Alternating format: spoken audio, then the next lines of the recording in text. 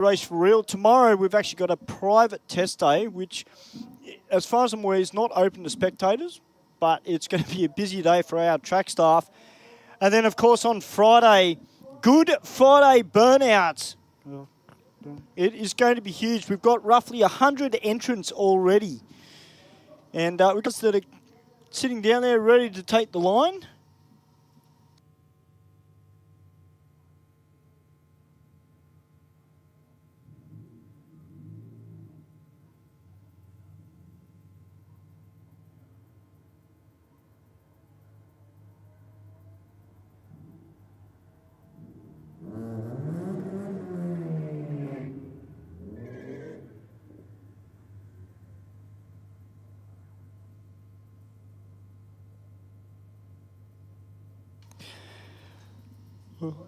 Well, our first pair down on track, we've got the Honda Civic about to take on the SF Racing Falcon. Those guys are regulars here at Sydney Dragway, particularly the Falcon. Now, joining me in commentary tonight is the legend himself, Stephen Bush. Steve just running a little bit late, but he will be up here very, very soon. Cannot wait to call the action with the Bushman as the Honda. At a slower reaction time, but he's driven around the Falcon, goes to 13.49 with an 8 at 105 to a 14.82 there for the Falcon. But of course, it's not always about going fast. I mean, everybody does want to go fast, but you know, some people like to be consistent. And sometimes consistency wins the race. Now we've got the BMW up against the EL Falcon.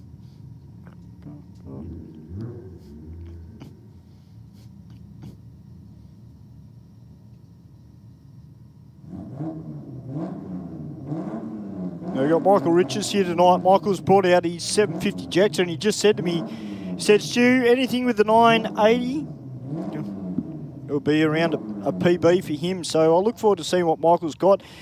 Conditions outside, there is a little bit of a breeze that is flowing slightly across the track, but it's not super, it's actually quite good conditions out there. It's not too hot. Well, the BMW out with a 1.84 on the 60, 11.25 at a 125 to a 15.19.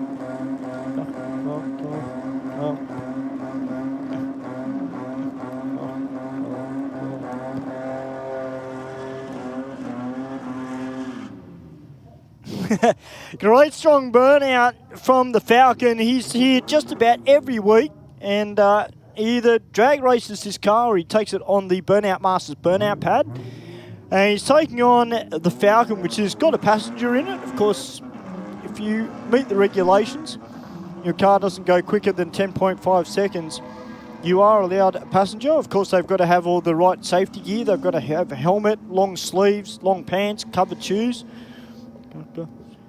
The Falcon Ute, no time recorded there for him, and 11.91. It was a massive red light there for the Falcon, but that's okay. That just means he's trying. Now, if we get enough entrants tonight, we will be running the reaction time prize contest. So that's $300 for first, $200 for second, and $100 for third as well. G'day, DJ Prowse. How are you, mate? Jake's asking, are skids on tonight? I'm not actually quite sure, Jake. We do have a private test day tomorrow, so they may not run the burnouts tonight, but I'll confirm that later on in the night. Yeah, we've got Good Friday burnouts as well, Jake. So, as I mentioned, we've got about 100 entrants already, and there are still people that want to be part of the event as well. So, you know, we're pretty full up.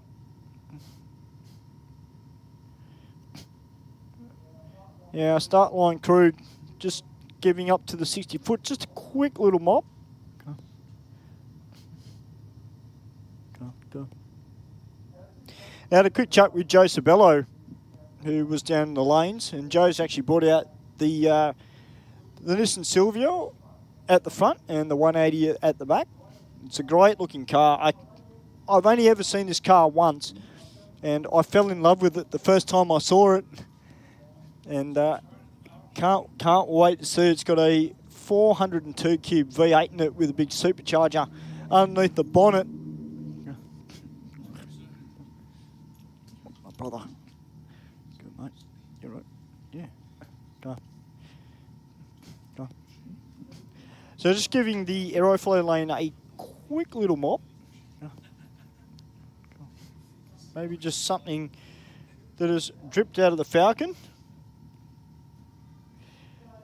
G'day to Reckless, who's watching via YouTube. G'day, Reckless.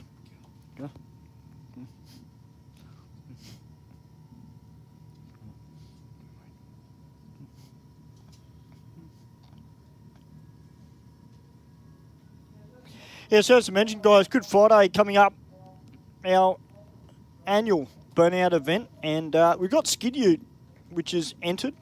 I know there's a lot of fans of Skid Ute around, particularly here in Sydney, so cannot wait to see that car out. And there's a lot of cars that, as I mentioned, they do want to enter, but I believe there's a cap on entrance. I mean, we've got 100 cars, you can't complain about that. So 100 entrants for Good Friday burnouts, and that's across all the brackets. So there's about, roughly, from what I've been told, about 45 odd pro cars. We welcome the Bushman to the microphone. How are you, Bushy? I'm good, thank you, Stuart. How are you tonight? Mate, I am fantastic, mate. I've got to say, I was at work, and just before you two say anything, yes, I was actually working. I thought Wednesday was your day off. Sorry, not Wednesday, Saturday. Okay. Saturday, right. sorry. Saturday, Yes. sorry. Saturday. So before you guys say anything, I was working, but I had my phone watching a little bit of the live stream. Yeah. Well, And we can the multitask. racing looked fantastic. It was a cracker of a day on Saturday. Had some really good passes, lots of good reaction times, plenty of close racing. Did have one unfortunate incident with probably one of the rarest race cars there is in Sydney, in Steve Willey's Torino Coupe. Unfortunately, didn't go home quite as straight as it turned up, but he was okay, and a relatively low speed incident in terms of drag racing. It happened, 100 feet from the start line, but did quite a bit of damage, unfortunately. So but we got through and still ran the full schedule, did all rounds of qualifying, and good entry numbers across all the categories as well. So it was actually a really good day.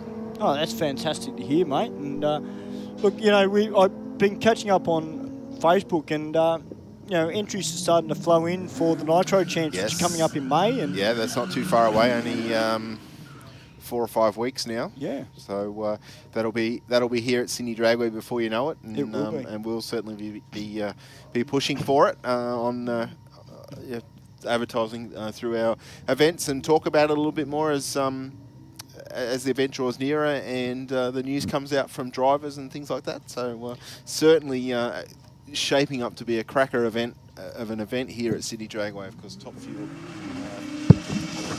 fuel, funny car, pro stock, top bikers and exhibition as well. So all of our Nitro categories are catered for. There's also door slammer and pro mod as well. Nice. So again, the double header type arrangement is what they're shooting for, because part of the NDRC championship, and not to forget all of our sportsman races as well. The full list of all the sportsman races. We'll have a category to race under. So looking forward to that event, and that time of year typically is fantastic for Sydney Dragway. It's not too hot, it's not too cold. No. And it just came out today, Steve. I don't know, you probably haven't had a chance to see it yet, but they've now mandated that the Nitro funny cars run to 1,000 foot. Yes, we did hear that a few weeks ago now. Yeah. So that will, I guess, bring a little bit of parity to the between the two car Nitro. Just trying to pick my words there. Our four-wheeled Nitro races, I guess. However, when you talk to some people, I guess we see less. I suppose less carnage in the 1,000 foot racing, but I also heard and I can't remember who it was from, saying that it's actually they put more stress on the engine effectively in that 300 metres than they do in the full quarter when they were racing that, because they're pushing it that much harder to get. The speeds are similar to what they were doing over the quarter mile. That's right. So it just goes to show that they're pushing the engine that much harder, even though it's a shorter distance. They're spinning it harder in the RPM and more load on the clutch and other bits and pieces. So they're still obviously damaging stuff, but that all starts as soon as you pour that yellow fuel in. That's exactly right. You just know it's going to cost you. But I guess if you're worried about spending money, you don't race nitro for a start. Certainly both the four-wheel categories running over the 1,000-foot mark will certainly bring a little bit of parity there, and I don't think they're that different really. There's probably a little bit of difference, but certainly probably not as much as you think. Certainly for the class of the nitro funny cars as well, if you could say that. Like there's obviously people that race that category that don't have the budget of others. I think that those at the I'll put it this way, at the top end of the budget pyramid are probably pretty close to on par with our top fuel dragsters, in my humble opinion. I'll probably be proven wrong in a couple of weeks' time, but it's funny. For me, it's going to be interesting because I was only thinking about it this afternoon. Pulling the funny cars back to 1,000 foot, and be interesting to see. Obviously, you've got two different styles of car. You've got a dragster and a funny car, so obviously you've got to a degree, two different driving styles. It will be very interesting to see the difference between them both, particularly from up here in the box, because we've got that great view down the track. But, the other thing I thought, it'd be interesting to see how they go about it, because I'm wondering... Because obviously you've got to think about the turnaround time, as we know, Steve. Yes. It's an hour and a half, 2 hours. Yes. Wondering whether they'll put the dragsters out first, then run the funny cars, and then run everything else. That'd be interesting. I think you'll find the funny cars will run before the dragsters, but who knows? I mean, there's still... If the schedule runs to the schedule, you still end up with the same amount of turnaround time. But as we know, the schedule has to be a little bit flexible, I suppose. Yeah. And due to commercial reasons, that the scheduled times will be the scheduled times. That's right. Yeah. The crews know when they need to be ready, and then barring an incident or a nice light from the ute there in the rocket lane 048 on the tree. And it's certainly moving at the top end of the racetrack. A little bit of fuel smoke there. 1077 with a 131 mile an hour. Thank you very much. And I think that's Brian in the sedan there. Nice pass from him. He's Semi-Joe. But I think certainly the schedule will be very busy for anyone on a nitro car or even any of the professional categories. Just getting through their maintenance. I've been watching, a friend of mine flicked me a link to a YouTube channel. They were talking to Clay Milligan and that about it with his Parts Plus dragster, and I've seen a couple from his team, so they're obviously very open to not sharing secrets, but just explaining stuff. Yeah. And things that you wouldn't normally think of. We talk about consumables with those cars, conrods and stuff. Every run they shrink due to the compression and the force of the ignition of the nitro actually compresses the conrod. Doesn't stretch it. Most of the time I think in an engine it typically stretches it. You might think, oh yeah, that's a wasted conrod, or lights the tyres up in the panel van. It's a usually pretty quick car from memory. The wagon in the Aeroflow lane. The wheel spin off the line is not going to give that racer a representative time, but still an 1194 at 127 miles an hour to a 1080 at 128 for the rocket lane. So they keep all of their used parts. And when they're trying to tune for a particular condition, they might find that there's an opportunity to use that shorter rod again to decrease the compression ratio. Wow. Because that's what it does. It actually lowers the compression. So you take compression away from the engine, removes a little bit of horsepower, and that might work. Just be that slight drop in horsepower to get the car down the track in that condition based on their testing. Now, without testing, you don't know that. That's right. So there is certainly an element or an importance to coming out and testing and know what combinations will give you the desired tune. But so they talk about that sort of stuff. I find that sort of thing fairly interesting. I mean, what those crews do in an hour and a half is pretty impressive. Oh, it is. It's extremely impressive. And I mean, you know, I look at what I do as a job, and you know, anyone will tell you being a chef is very stressful. But you know, when it's virtually the same thing as being a mechanic on a nitro car. Yes. You know, everything's got to be done fast, but it's got to be done precise. And you know, I take my hat off to each and every member of a team that does and is involved with the servicing of the cars. I mean, they're amazing. Not being disrespectful to the drag racing fraternity in terms of professional racing, but I will say that the precision of engine building is not, how do I say it, F1 like, in that the engine doesn't have to hang together for an hour and a half at 19,000 RPM. Yeah. It's just got to make bulk horsepower for 4 seconds. Yes. You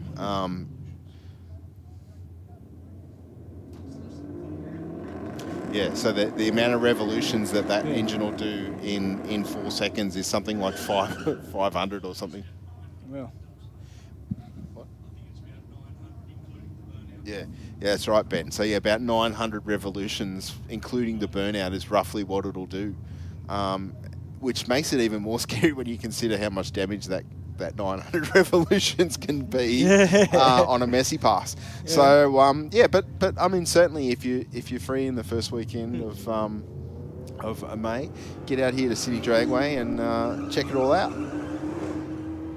Now, it's good to see some late model stuff out here tonight. We've got a couple of Mustangs out here. One of them's down on track. We've got some late model Commodores, which are pretty quick. Yeah, very good mix of cars, actually. We've seen some older muscle cars, a really nice Tirana sitting on the front of lane 4 at the moment. Yeah. Walked past that one going through scrutineering earlier tonight.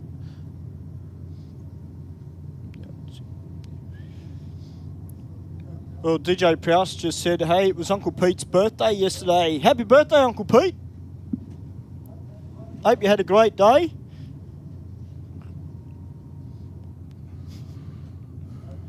Hope you had a few drinks to celebrate, mate. I'll tell you what, we've got a good amount of people for early on in the night down in the viewing area. Of course, Ross is down there. G'day, Ross. How are you, mate? He lives down there. I know. Hey, Ross, we're going to have to get you a VIP seat down there, mate. Like an umpire's high chair. You know? I reckon I should... Shots fired already from Ben in the background. I reckon I should just nickname you the judge. It's great to have you here, mate. One of our great supporters of drag racing. No matter whether you're a street car driver, a street bike racer, or if you're a top fuel. You know, great supporter of drag racing here in New South Wales. Well, down on track, we got Mr. Capri, and I love this car. Beautiful looking car. And he's taking on this another late model Mustang.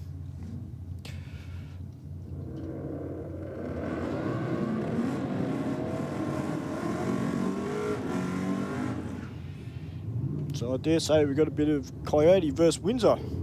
Yeah, I think from memory the Capri 347 on board. Greg Taunton in the Mustang. Great to see some Mustangs, Steve, actually jumping into Super Street. Yes. Especially the late model ones. Now, we always say we like to see drag racing evolve, and it starts at this level. Capri away first and is stretching the legs a little bit on the Mustang. 178 to the 60 for the Capri in the rocket lane, and 11.17 with a 0. 123 mile an hour through the finish line. The Mustang got moving at the other end. 12.60 at 114 mile an hour through the top end. Yeah, the Mustang had a bit of wheel spin off the line. Joe Sabello out there now in the 180 SX with the S15 front. Apparently this car, he was telling me, it was originally going to be built by a drifter. And then he ended up selling it, and Joe bought it and took out the steel cage and put in a chrome moly cage. It's got a 402 cubed LS motor in the front of it with a supercharger. So basically the same setup as what's in the Commodore and the Skyline. But this car's lighter. So as Joe said, if you're going to get it on the two-step a little bit later, just to get it off the line, you're just going to take it out for a few passes, just get used to it, because obviously, it's, as he said, it's a different kettle of fish to the Commodore and the Skyline. Probably sits a bit lower in it too, being the roof line is That's right, yeah. is lower, so different angle in the seat and all that sort of thing. Yeah, different ergonomics in the car, exactly right, Steve. Hey, Steve, this should be a cracker of a run. We've got 75 GTS, which I love the attitude and the burnout, and Weapon GTS.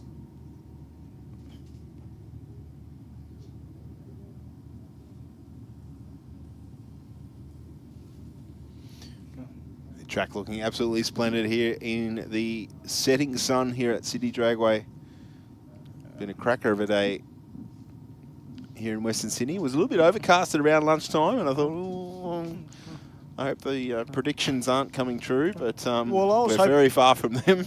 Well, I was hoping so too, Steve, because I washed my car this morning and I saw the clouds coming over and I went, oh no! Stu, when will you learn not to do that on a Wednesday? Yeah, well, unfortunately I had to, because the cockatoos decided to do their business on my car, so I had to wash it off. But Weapon GTS through 10.04 with a 345 miles per hour. That's almost motorcycle. Big speed there for the GTS. 145 through the finish line. Wow. 10.04 with a 3. And that's with the radial tyre on the rear end of it too, and on a street prep track. That is impressive. All right, the Just Engine Management. Little ute down here. Haven't seen this car for a little while. No, I'm going to go out on a limb and say he's probably testing for Saturday night. Probably. I reckon. Doing a little bit of testing for Saturday night. Yeah, went out with the 1.74 in the 60 and 4.56 to the 330.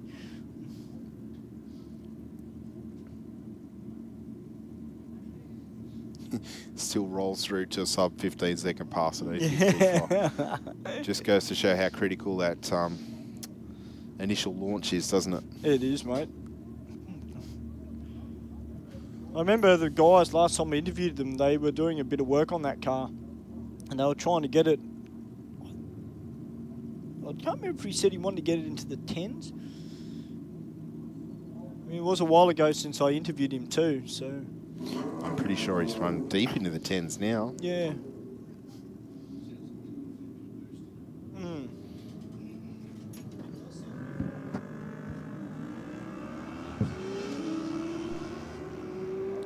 All right, looks like we're into our motorcycle racing here tonight for their first run at the Christmas tree. And an 080 on the tree for the rider in the Aeroflow lane. Runs through for an 11.450 at 122.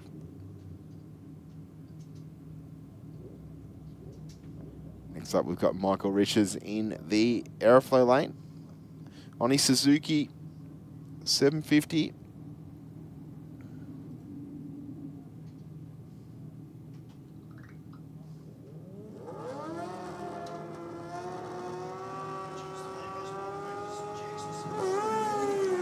The AMS water meters Suzuki Jackson 750. Sorry, I thought I pushed the button. You did push the button. It just didn't work. Either that it was already on and you turned it off. Oh, maybe.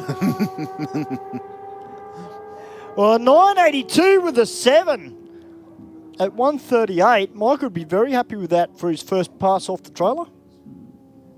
Yeah, certainly. They were both red on that occasion, so a little bit too eager, but it's early stages yet. And, of course, if we get the required number of entries, we will have our reaction time money on the table. Still plenty of time to get your friends out here and get them down the quarter mile here. Now, Brett Copping's here tonight, and he's riding the Hayabusa. I think his brother's on the... I saw his brother's two-stroke as well. Yeah, just below us.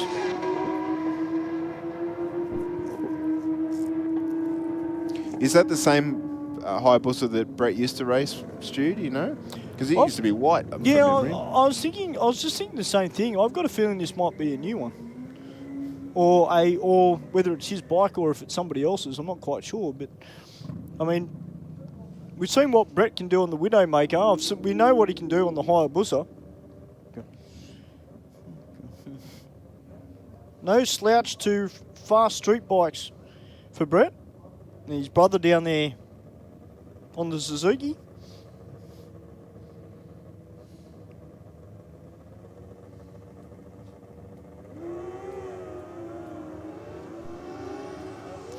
Wow, 085 on the tree for Brett in the rocket lane. Goes 153 to the 60. 10.04 with an 8. 134 mile an hour. Meanwhile, the little two-stroke in the Aeroflow lanes too. 14.17 with a 6. 93 mile an hour. Pretty sure that machine's a fair bit quicker than that. Yeah, I think for those two, that was possibly a little bit of a feeling out pass. Having said that, though, Brett's bike looked really nice off the line. Very smooth.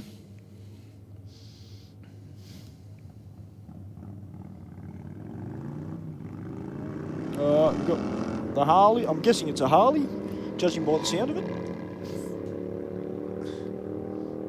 Either that or it's electric with a good speaker. Yeah, it could be. Well, it could be a Victory too. I don't know. This little Honda down here. I saw this going through scrutineering. It's got a big hole in the front of it to direct that air, by the look of it, into the turbo. It's not a slow car by any stretch of the imagination either.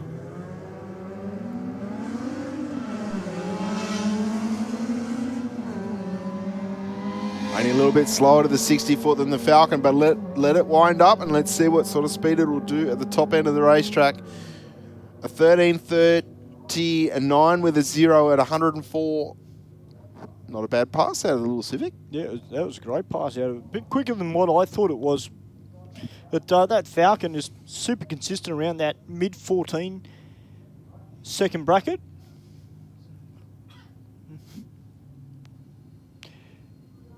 G'day to RC Car, or RC for short. How are you, mate?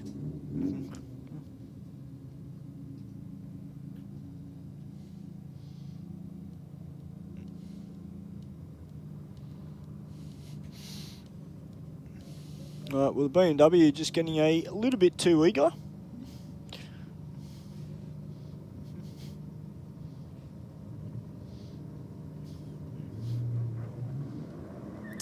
All right, and then the Falcon in the rocket lane. Ushered forward up to the start line. Of course, just keep your eyes out for all of our officials in the blue shirts. Please follow their instruction.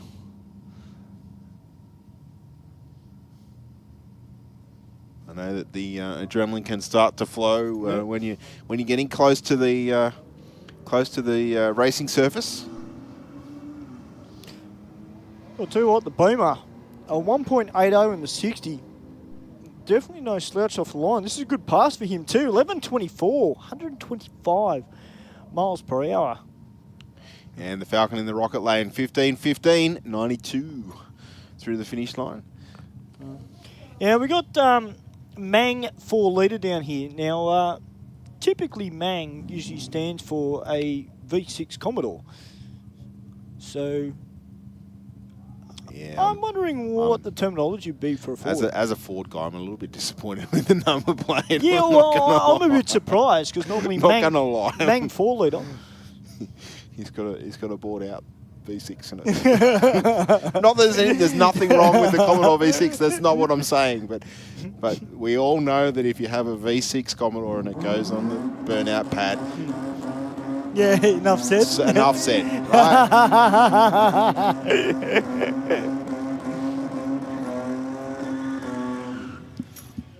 Oh, we got another quick BMW. And this is more a later model one too. There's a lot of late model, nice sounding BMWs getting around actually on the streets of Sydney. Yes, very much so. And they're pretty damn quick as well out of the box. Yeah, they are. Just for any of our racers out in the staging lanes that haven't necessarily raced at Sydney Dragway before, might be your first time, don't be scared to ask questions. Don't be scared to approach one of our officials and say, hey, I'm not quite sure how this works. Or talk to your other competitors in the staging lanes. Don't try and do it at the head of at the very front of the staging lanes, because by that point you probably should be in the car with your helmet on and your seat belt done up and everything like that, pretty much ready to race. But what will happen is Tara's down there marking off your run sticker on your windscreen. She'll make sure that your helmet's done up and that your seat belt's fastened and that you're wearing all your safety gear. Once your line moves under the tunnel, you'll see Angela's down there. She will stop you in a checkered box down there. She'll read your number. That'll get relayed up into race control so that we make sure that you get the time card that is associated with your run. Once the cars in front of you are on their way down the racetrack, you'll be ushered forward into the water.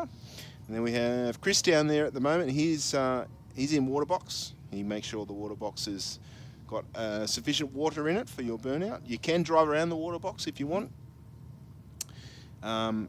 Hold in the water box until Chris motions you forward with the enthusiastic point towards the finish line. You can see there Chris will do his best to get you in the right spot in the water.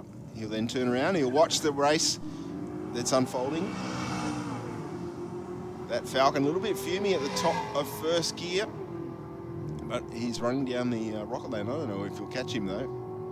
No, I don't think you will, but I'm looking at the 60-foot time, 1.73 and 60. It's not bad for a big car like that. Good to see Joe from Precision Racing here tonight as well. G'day, Joe.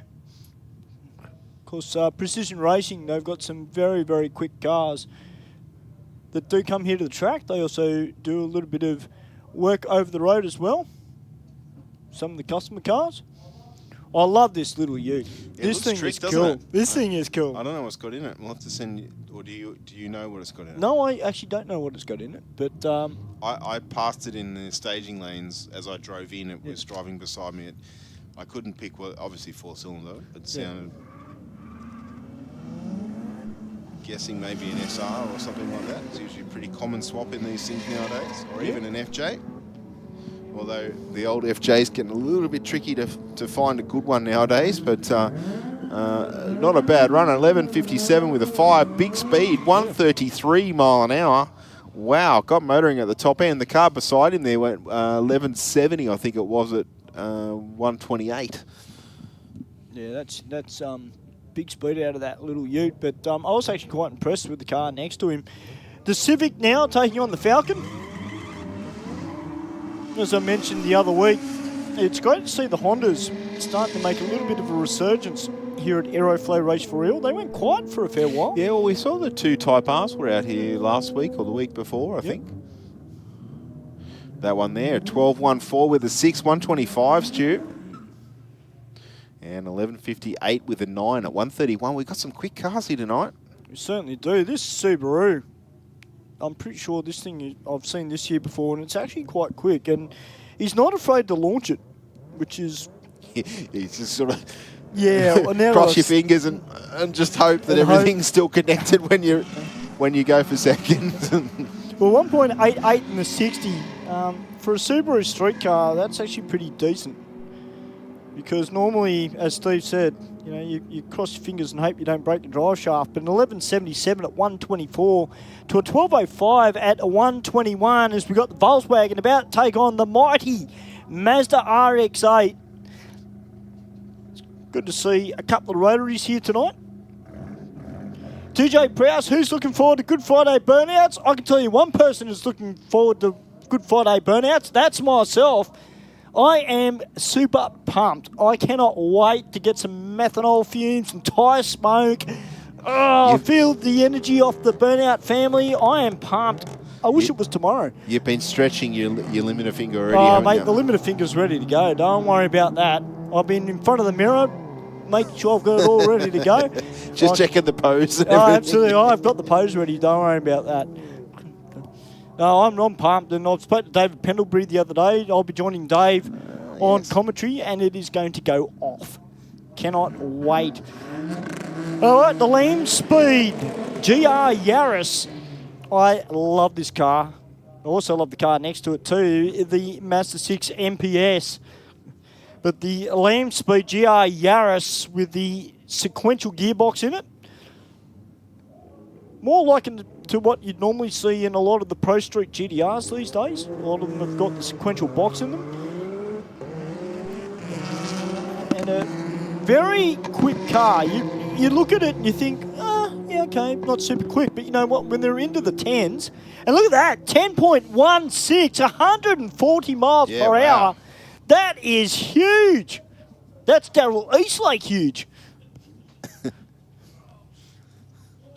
Man, I didn't think it would go that quick. It didn't look that fast off the start line, but certainly got motoring at the top end of the racetrack, that's for sure.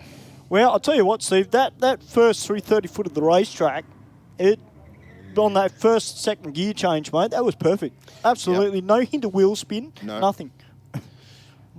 And another Mazda lining up in the Aeroflow lane this time, Stu. Yeah, definitely probably the best Mazda ever built by Mazda, the FD RX-7. And I mean that nicely because I know there's a lot of nice RX-3s here in Sydney. You've but potentially just alienated a lot of people. I probably did, but hey, I'm used to it. It's all right. But nah, the FD RX-7 for me is the best Mazda ever. I mean, you know, back in 1995, 96, when they're at the 12-hour, and then you see them on the street and in drag racing, they're fantastic. Because my memory serves me correctly, Gas Motorsport had a racing version of that, I think. From yes, memory. they did. Yep. That was the Abel Haribra, I think. Ibarra? Yes, Yeah. the K&N. Yes, that's the one. Car. That's the one. That was just before he got into the VN Camry. Yep. and the 2J. But yeah, I think he ran both. I think Joe ran both cars for a little while actually. But yes, that is the Mazda that you're talking about. I wonder whatever happened to that car. I'm not sure. He sold it and ran with somebody else driving it. I don't know. I can't say for sure because there was actually a couple of people running similar built RX-7s at the time. Yes. You know, I think it was sort of around when that style of car was just sort of breaking into the mid-7s, I dare say. Then there was a big shift, obviously, to the 2J and other piston-type engines. And I think some races sort of stepped away from the rotary. Yes. And obviously some have still kept true to the rotor motor, but certainly the results are starting to show for those teams. But that's right. It's been a struggle. It's been a hard road, hasn't it, Steve? It's been a hard road in comparison. I'm not being disrespectful to any of our 2J races and whatnot. No, but, you're 100% right, though. But you know, the passion for some for that engine burns pretty deep. It does. Hey, we got Two-Faced Chaz 3 says, can you please say happy birthday to Ben Hughes? It's his 16th birthday today. Happy birthday, Ben. Happy birthday, Ben. I hope you're having a good night wherever you are. Sweet 16. That's, yeah, that's right. I don't know. I don't even remember when I was 16. It was too long ago. I had brown... Hey, he had colour in his hair. I was just about to say, I had brown hair back then. No, I actually had brown hair back then. Thank you very much. It wasn't until I got halfway through my 20s it went salt and pepper. That early? Yes. That's what chefing does to you. It's stressful. But, thanks. Lindsay, g'day everyone across the ditch watching from NZ. Welcome to all our Kiwi fans. Hope you're having a good night. I'll say night because you're probably 8 o'clock over there, I dare say, or thereabouts.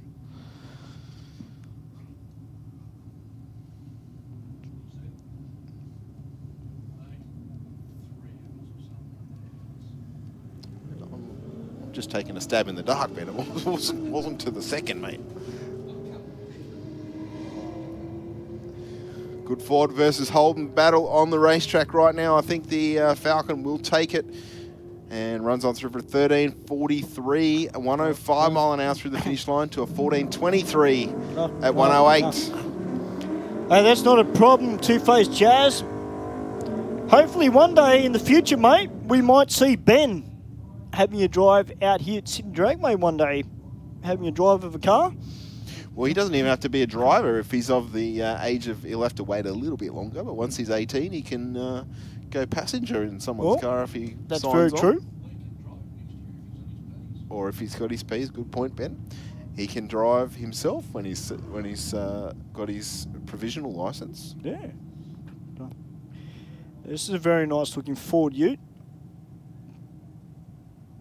I think it's a Ford. Yes. Looks like a Ford from the back. It's a Ford Ute. Yeah, it is a Ford. Okay.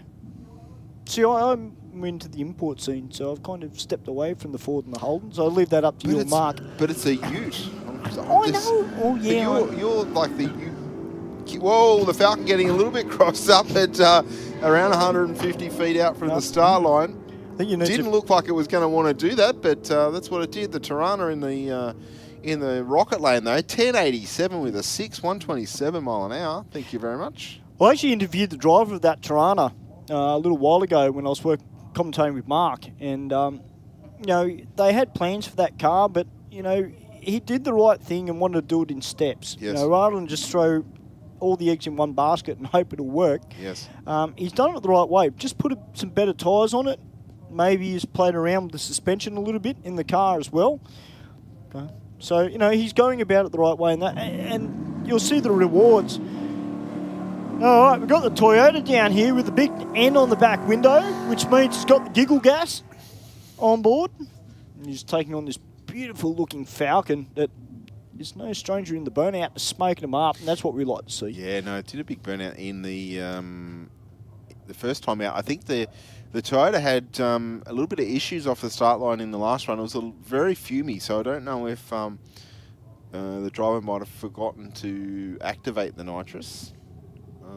Typically done via a switch as well. You've got to arm the solenoid because it was the fume was very black, and then all of a sudden it got to 100, 200 just like that, and then it comes clean and it accelerates. Tell you what though, that Falcon, considering how big and heavy it is, 1.78 in the 60 is very, very respectable. And 11.32 with a 5. All right, Sammy Joe out now, who is absolutely killing it on the lights of recent weeks. Has really got an eye in on the reaction time, which is going to help her out, particularly when you're running in Street Fighter or Super Street. Well, look at Ethan from Area 51, 019 on the tree for him in the Aeroflow lane. 10.84 with an 8. Yeah, 128. And Sammy Joe, a 12.87 with an 8, 115. She left with an 096 on the tree. Big boy Blakey is on the live chat. He said, "Is there burnouts on tonight?" I don't think so, Blakey. And that's due to tomorrow we've got a private test day, but also we've got Good Friday burnouts on Friday as well, which is going to be huge. We've got about 100 entrants there, Blakey. So I doubt that we will have burnouts tonight.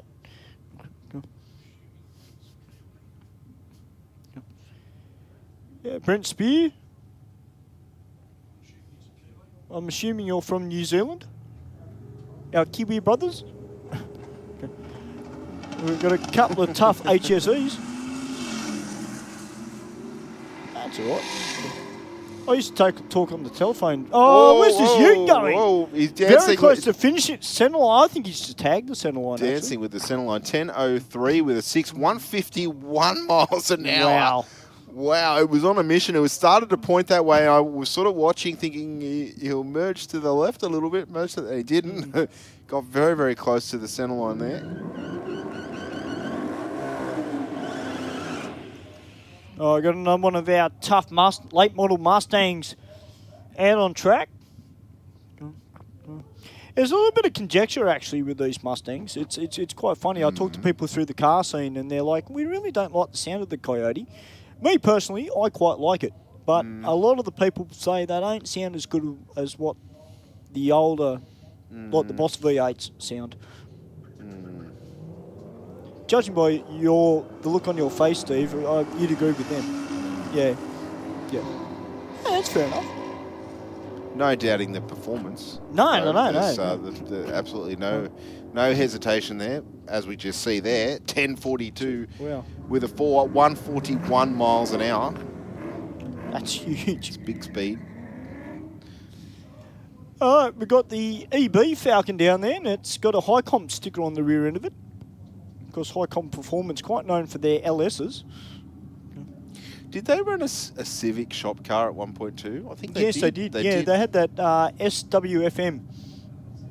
I think it had SWFM 95 point something. I remember it was like a sky blue colour. Yes, and the reason I remember it was because they were looking for a mechanic, and that was part of their advert. And come and drive our shop car. So that was part of the employment was that you got to thrash the shop car at the racetrack. Nice. So it's a pretty good incentive to encourage an apprentice. I'm sure it doesn't need any encouragement to thrash somebody else's car. So I assume the same company. UFO Sorcery Engineering. G'day, guys. How are you? I don't know if you're still in the workshop or not, but how are you going? That's a long username. It is a long username. I mean, Scort. Scort's simple. Scort. Yes. It's good. All right, we've got the Nissan Navara down on track. Of course, some people may look at it and laugh, but hey, don't laugh. He's out there racing. Correct. And he's out there having a bit of fun. Now, we've got Eden down there in his Turbo 400 Ute. And I've actually driven on the street with this car. I haven't driven it myself, was that Eden's other car that ran before? I'm not sure. The Black Statesman? Don't think so. Oh, sorry. I thought it was Eden. That's why I said Eden. You didn't correct me? That's all right. No, that's Eden from Area 51 Custom Performance. That's his street ute. Now, Navara, well, he did the right thing. He had a crack at the tree, and that's what you need to do. Oh, now we're going to... Right on the finish line there for the ute. Big puff of smoke. I don't think it would have been locked brakes or anything. But, no, but I can see something in the centre of the rocket lane there, Steve, right where that smoke came out. So we're just going to check the end of the rocket lane. There's definitely, from up here, it looks like there's something down on track. Of course, that's right where everything's working for its money, I'll put it that way. Yeah, exactly right. UFO Sorcery Engineering, Steve says, Barra the world. Yes. Yeah. I agree.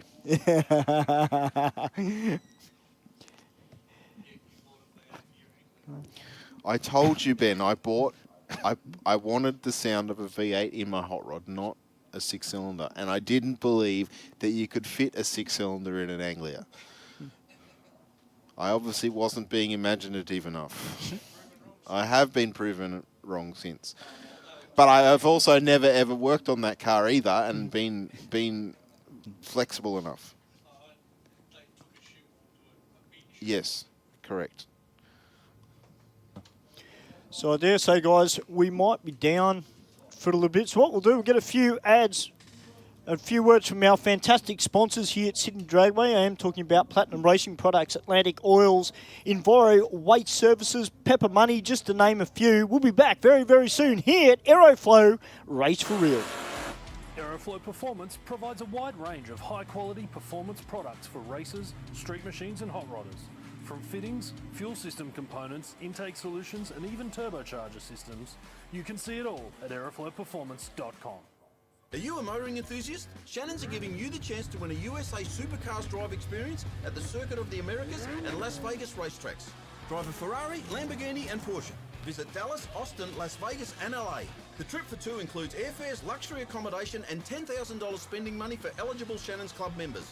Plus, win a new Indian Motorcycle Sport Chief. To enter, take out new Shannon's insurance on your special car, daily drive, bike or home. Go online or call Shannon's on 13 46 46. Bikereview.com.au is Australia's leading website for performance and modified motorcycles. Bikereview.com.au is the only motorcycle-focused website to feature motorcycle drag racing on a regular basis. And in the words of editor Jeff Ware, our involvement with Sydney Dragway is our way of putting back into one of our favourite sports. Bikereview.com.au. Stay informed, up to date and entertained thanks to Para News. Para News is Parramatta and the Cumberland area's leading free and local newspaper, delivering the best content from on-the-ground journalists and providing businesses with direct access to potential customers. News, sport, entertainment, puzzles and so much more. Para News really is the heartbeat of Parramatta and Cumberland, and it's out every Tuesday. Get your free copy at selected locations in the area or check out paranews.com.au. Bank said no to your home loan? Talk to us. Not a bank. Talk to Australia's real-life non-bank for home loans, car loans, personal loans. Pepper Money, the home of loan options. Whether you're building a street machine or a race car, Aeroflow Performance has a solution for you. Our ever-increasing range features boosted turbocharger systems, Bosch Motorsport products, X-Pro electrical systems, hoses and fittings, bang shift shifters, differential parts and fabrication components. You can see it all on aeroflowperformance.com.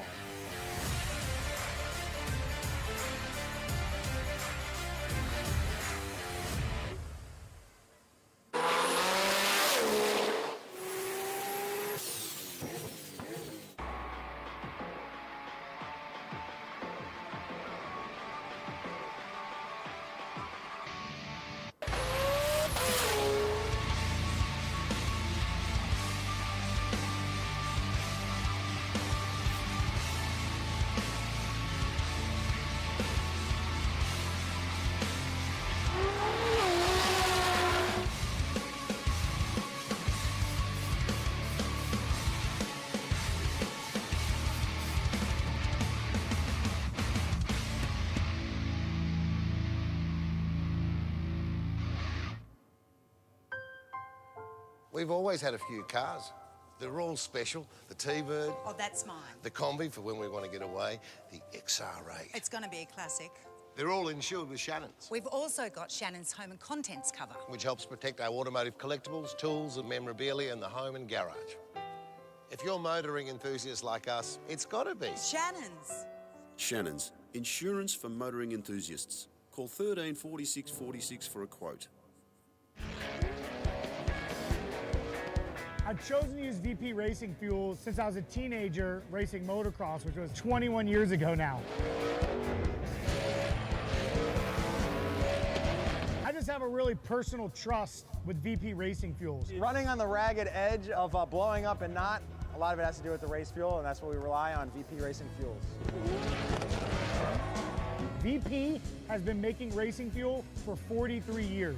They're the official fuel of multiple top series globally. No matter where we are in the world, no matter what fuel we need, it's always consistent, it's always perfect and exactly what we're expecting and our tuners expecting. They support myself, my Drift Alliance bros, and for that, I'm extremely thankful. Keep making amazing fuels, and we'll keep out there having fun.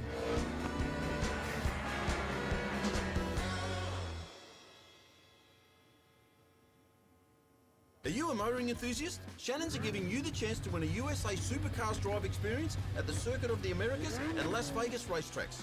Drive a Ferrari, Lamborghini and Porsche. Visit Dallas, Austin, Las Vegas and LA. The trip for two includes airfares, luxury accommodation and $10,000 spending money for eligible Shannon's Club members. Plus, win a new Indian Motorcycle Sport Chief. To enter, take out new Shannon's insurance on your special car, daily drive, bike or home. Go online or call Shannon's on 13 46 46. Aeroflow, famous for our massive range of hose, fittings and performance products. Air filters, oil filters, fittings, engine and transmission parts, fuel systems, tanks, silicone hose, exhaust, air conditioning, turbo and nitrous accessories and more. Get your free catalogue and shop online now at aeroflowperformance.com.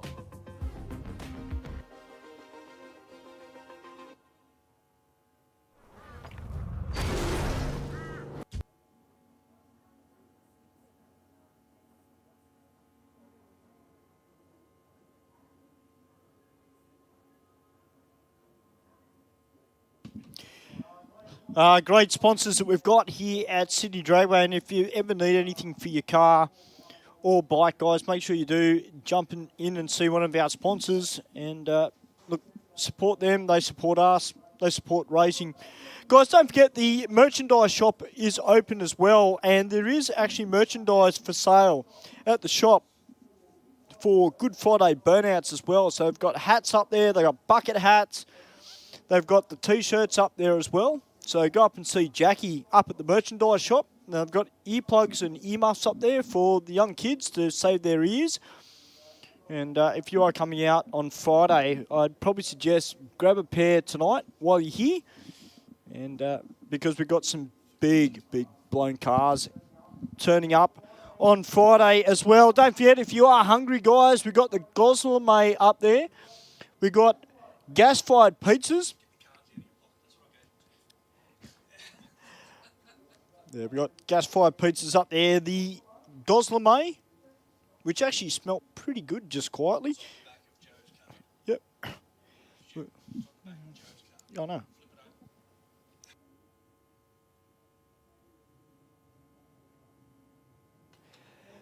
And Joe's Ice Cream is up there as well. So, once you've had your dinner from the gas-fired pizzas at Gosmer, or if you've been down into the Top Fuel Cafe, get yourself an ice cream, or you can go up to Go Nuts for Donuts and get yourself some cinnamon donuts, milkshake, and coffee, soft drink. I'll tell you what, the coffee up there is quite good as well. I need one of those before I start to kick my brain into gear. But look, we do have this little bit of a clean-up down at the end of the rocket lane. We've had to get the burner out and just burn that part of the track. So we are down for a little bit, but it's great to see cars snaking their way around the corner in the staging lanes. There is still plenty of room in the lanes too, guys, so feel free to tell all your friends if they were thinking about coming out to race. Guys, come out. There is plenty of room. Yep. Now we must also thank Sydney Random Rides, who generally come out and support Aeroflow Race for Real as well. They're a fantastic motorcycle group, and if you are looking for a social riding group to go out with, no matter if you're an L plater, a P plater, or a seasoned veteran, do check them out on Facebook. They do a lot of rides. I know Ben up here, who I work with, our production manager, Ben's a part of Sydney Random Rides as well.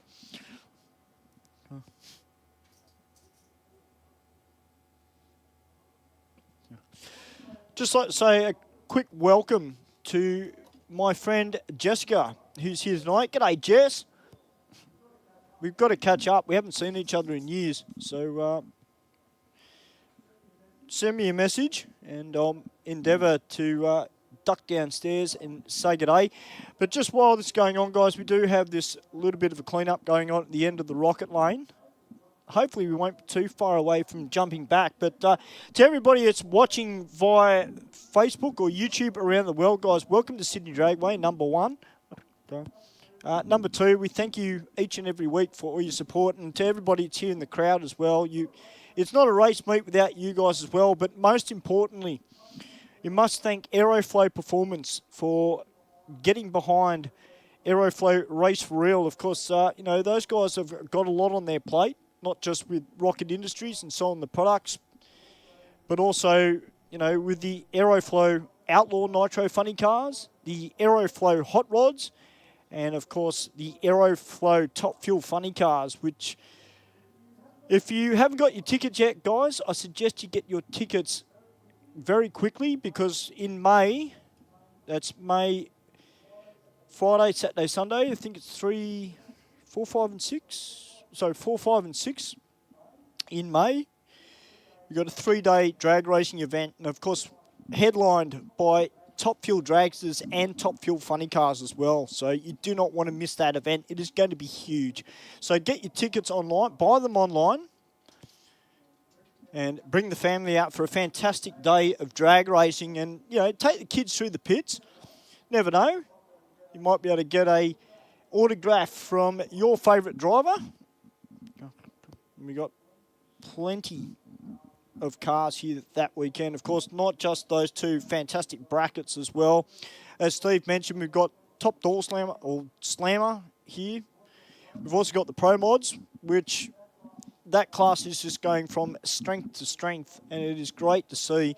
And all our fantastic sportsman races that we have here in Sydney and around the country as well. And all those brackets are starting to fill up, and the racing is going to be top-notch. So make sure you're out here. And that's big thank you to Gulf Western Oil, who are the major sponsor for the Nitro Champs here at Sydney Dragway, the tough Australian. They do some great products, and the best part is they're based here in Sydney as well.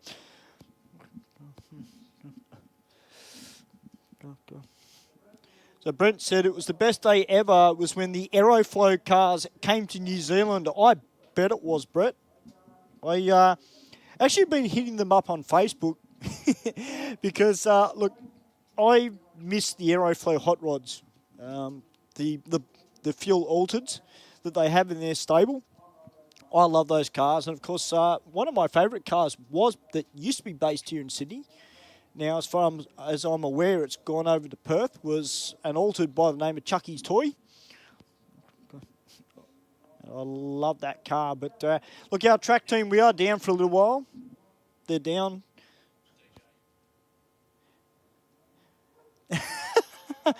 DJ Prowse, probably not, because I'll be quite busy doing commentary with Steve and you know, and calling all the sportsman action here at Sydney Dragway. And just on that note too, when you're out here at the track, guys, and we do have a race meeting on, particularly a big meeting like that, do make an effort to go down to the grassed area and have a look at a lot of the sportsman cars, because for a lot of people that come here to Aeroflow Race for Real, obviously, you know, we've got some very, very tough street cars here.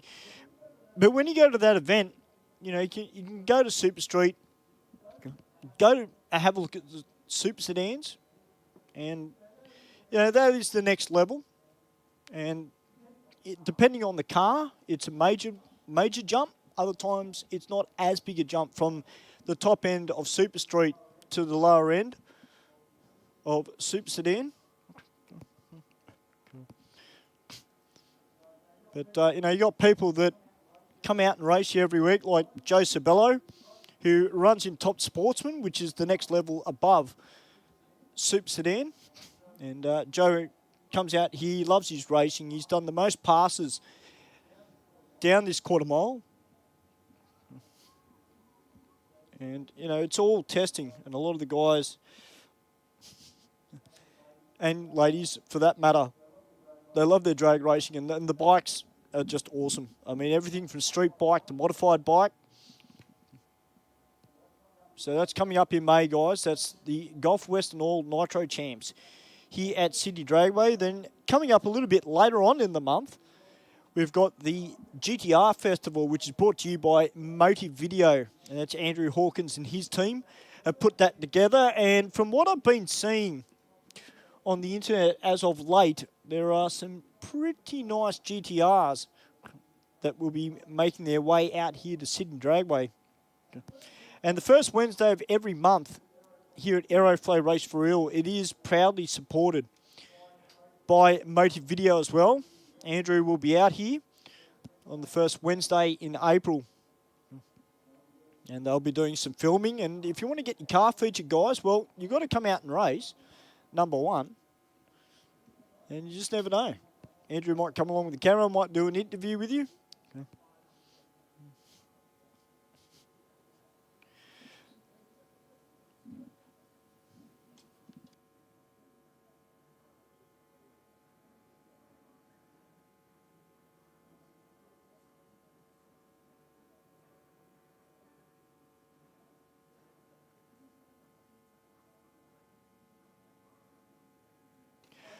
All right, guys, we're going to get a few words from our sponsors, and we'll be back very, very soon here at Aeroflow Race for Real. Shift shifters from Aeroflow Performance are truly the modern shifter for the modern age.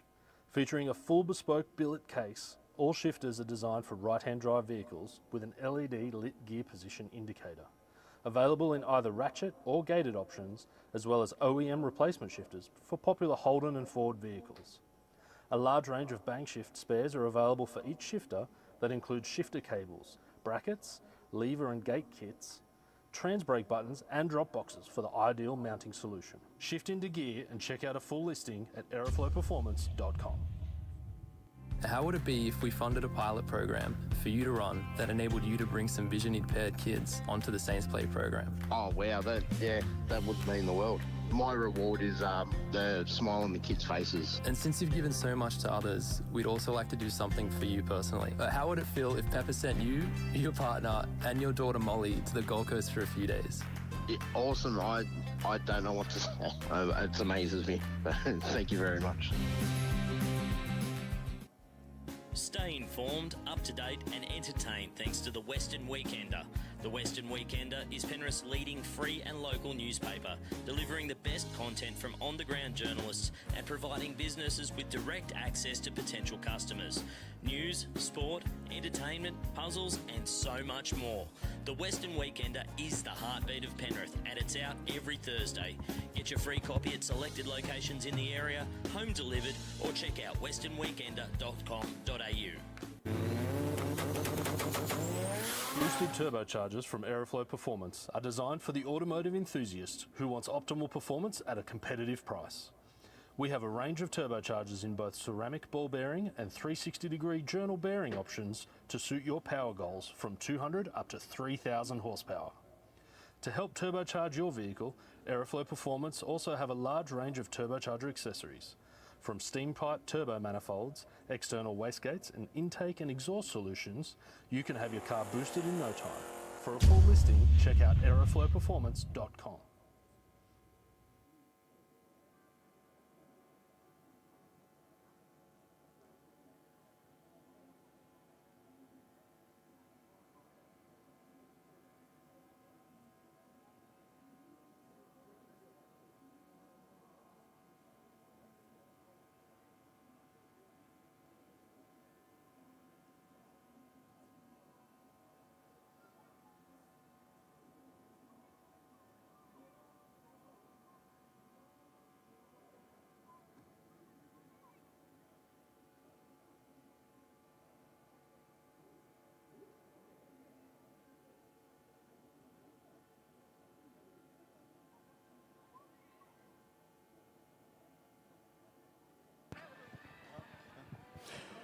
Well, ladies and gentlemen, welcome back to Aeroflow Race for Real. Hey, I've got some news. It's Tara's birthday. So you want me to sing happy birthday to you? Please don't. Okay. All right. Just for you, I won't. I'll save the singing for other stuff. Well, while we're down here, I'm going to have a chat to this gentleman with this beautiful looking Holden. G'day, mate. Welcome to Aeroflow Race for Real. What's your name, buddy? Russell, mate. How are you? Very well, thank you, Russell. Russell, mate, the first couple of passes in this thing, they've been fantastic. Like, really, really great to look at. Tell us a little bit about the car, please, mate. So it's just a 6-litre with a LSA blower, turbo 400 9-inch. So just a HJ 1975. Jeez. So who did all the engine work for you, mate? Just done it on myself at home, yeah. Oh, fantastic. Tell you what, mate, that's an absolute credit to you for what you're pulling out of this car. Yeah, thanks, mate. Yeah, thank you. Hopefully we get a good time. Well, I reckon you will, mate. Thank you very much, Russell. It's a pleasure to meet you, mate, and we look forward to seeing more of you here. What a great-looking car. Now, I had to take a double take down here because there was a yellow Falcon, and there's only one person I know who's got a yellow Falcon like that, and that's Paul Galvin, but he's not here tonight. But g'day, mate. How are you? What's your name? Kel. Kel, welcome to Aeroflow Race for Real, mate. Tell me a little bit about your Falcon. Oh, it's a XWGT. First time here at the Drags for this particular car. I'm racing my son tonight. We've got a bit of a grudge race on, so first time that we've had a chance to race together, and yeah, we've got a few $100 on the bet, so yeah, hopefully I'll win. Well, that's definitely not a small bet, is it? That's fantastic. So if you beat your son, obviously he's got to pay you the money, but is there something else involved in the bet? Just the credit of being the top gun. Well, go and have a chat to your son, Kel. What a great way. I'll tell you what, we're talking about racing your mates, but when you race your family, that's like even better. What's your name, buddy? Justin. Justin. Mate, I just had to chat to your dad, Kel. Mate, you don't want to be paying him $300, do you? Probably not. So you got to beat him. Going to try my best anyway. So what's the score so far? 0-0. Ah, you haven't raced yet. So tell me, mate, what's been done to your car? It's just a Cleveland Stroker with a C4 and that's about it. Hey. Well, mate, it certainly looks the part. Thank you. And, mate, we look forward to seeing you out there. Thank you. It's great stuff. Tell you what, Aeroflow Race for Real, it is fantastic to see. Dad versus son, mate versus mate. Now, to all the people that are watching via YouTube and Facebook, particularly if you're from not in Australia, it's not a Wednesday night without words from Joe. And Joe, mate, you finally brought out my favourite car in your stable. Yeah, mate, I'm just doing a bit of testing tonight, so don't expect any miracles. Were you happy with that first hit? No, I wasn't. Well, it's probably my fault. I didn't give enough power off the line, and the whole run was crap. Well, at least you got plenty more. Well, let's hope I get a few more, get this thing sorted out, and see if I can get into an 8-second pass tonight. That'd be fantastic if you get an 8-second pass out of this, because Slingshot High Performance Torque Converters, one of the sponsors. The boys are here. They're back. What's going on, mate? I haven't seen you for ages. Yeah, it's been a while. What have you been up to? I just got booted, so got the car teched and start racing. Good stuff. So you happy with the way this car's been going? Because it's been a work in progress for a fair while. No, it has. It's been good. It's simple. It is what it is, really. Well, mate, I tell you what, you guys do a great job of it as well, and it's great to have you here tonight for Aeroflow Race for Real. Thanks, mate. I appreciate it. Great stuff. Well, we've got a fantastic amount of bikes that are here tonight here at Aeroflow Race for Real. But we'll make our way through the staging lanes. We've got X-Taxi here tonight. Haven't seen that car for a little while. Go. Now, I don't usually get an interview with late model Mustang drivers because they're normally a little bit, standoffish. What's going on with you? You got your car fixed yet? No. Why not? I'm a bit busy. Are you going to get it fixed? Yes, I am. When are you going to race it? In a couple of months. All right, we're going to hold you to that. I want to see you here in a couple of months, and I want to see you on the blacktop. A newer car. I can't keep up with you and your cars. You change your cars like I change my underpants. Yes, I know that. Love it. We're all holding you to it, all right? 2 months. 2 months. 3 months. I don't care. 2 or 3 months. I want to see that car here.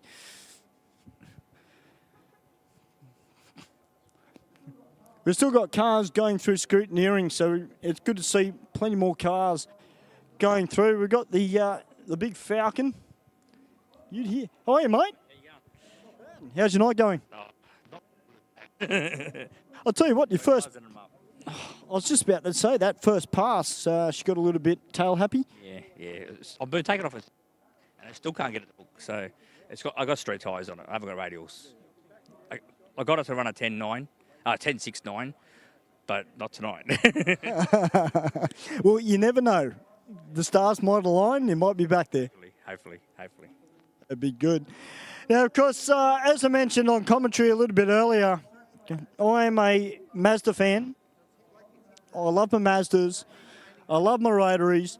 The owner's on the phone, so I won't annoy him. But Wild as Rotary. And this is a great-looking car. We're lucky here in Sydney that we've got plenty of great-looking FDs. Stewie, sorry Yes, to mate. interrupt you. The ambulance is making its way through the staging lanes. Please make sure that if you're in the staging lanes, just keep your eye out.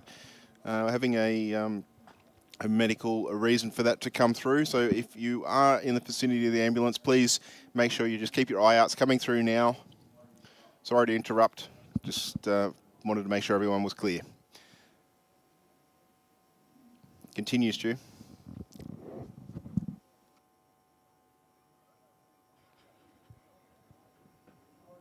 All right, guys, we're just to have this little bit of downtime at the moment. We're just getting someone attended to down here. But look, we've got a great amount of cars that are here this evening. A little bit of late models, a bit of Aussie muscle. The Yaguna Automotive Ute is here tonight. It's good to see it back. Thanks, What's been happening? Fast, so we'll see what it does. So what have you been playing on the car? The air freshener. Gives us a bit more horsepower.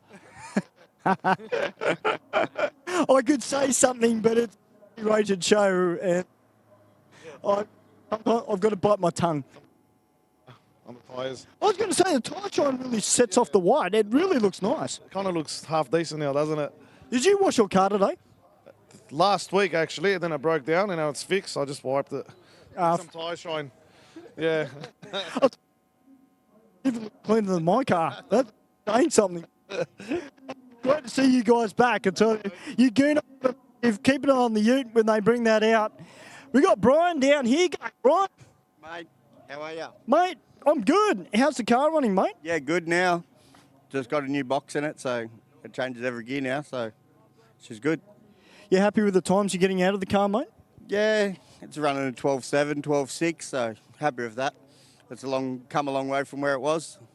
Absolutely, mate. And of course, as I mentioned a little bit earlier, you know, consistency is huge in any category. Doesn't matter if you're top fuel. I mean, you want to go fast, like everyone wants to go fast, but being consistent is not easy at times, is it? We're trying to get it consistent. Well, mate, we hope we see you here for the Nitro Champs, mate. That'd be unreal. Too easy. Thanks, Stu. Thank you very much, Brian. Well, ladies and gentlemen, we've just got this little bit of a hold-up. So we might get a few words from some of our sponsors. We'll be back very, very soon here at Aeroflow Race for Real.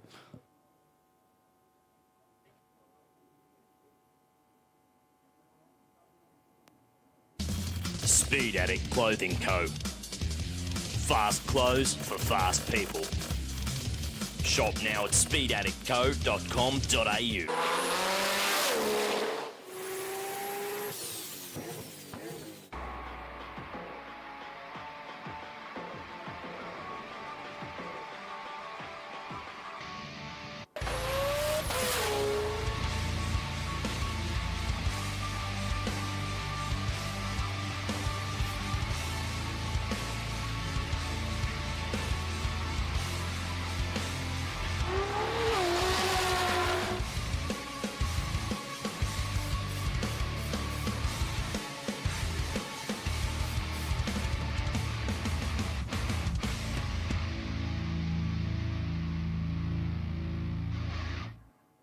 Are you a motoring enthusiast? Shannon's are giving you the chance to win a USA Supercars drive experience at the Circuit of the Americas and Las Vegas racetracks. Drive a Ferrari, Lamborghini and Porsche. Visit Dallas, Austin, Las Vegas and LA. The trip for two includes airfares, luxury accommodation and $10,000 spending money for eligible Shannon's Club members. Plus, win a new Indian Motorcycle Sport Chief. To enter, take out new Shannon's insurance on your special car, daily drive, bike or home. Go online or call Shannon's on 1346. Not slow. Not difficult. Not just ticking boxes. Not a bank. Talk to Australia's real-life non-bank for home loans, car loans, personal loans. Pepper Money, the home of loan options. Aeroflow Performance provides a wide range of high-quality performance products for racers, street machines and hot rodders.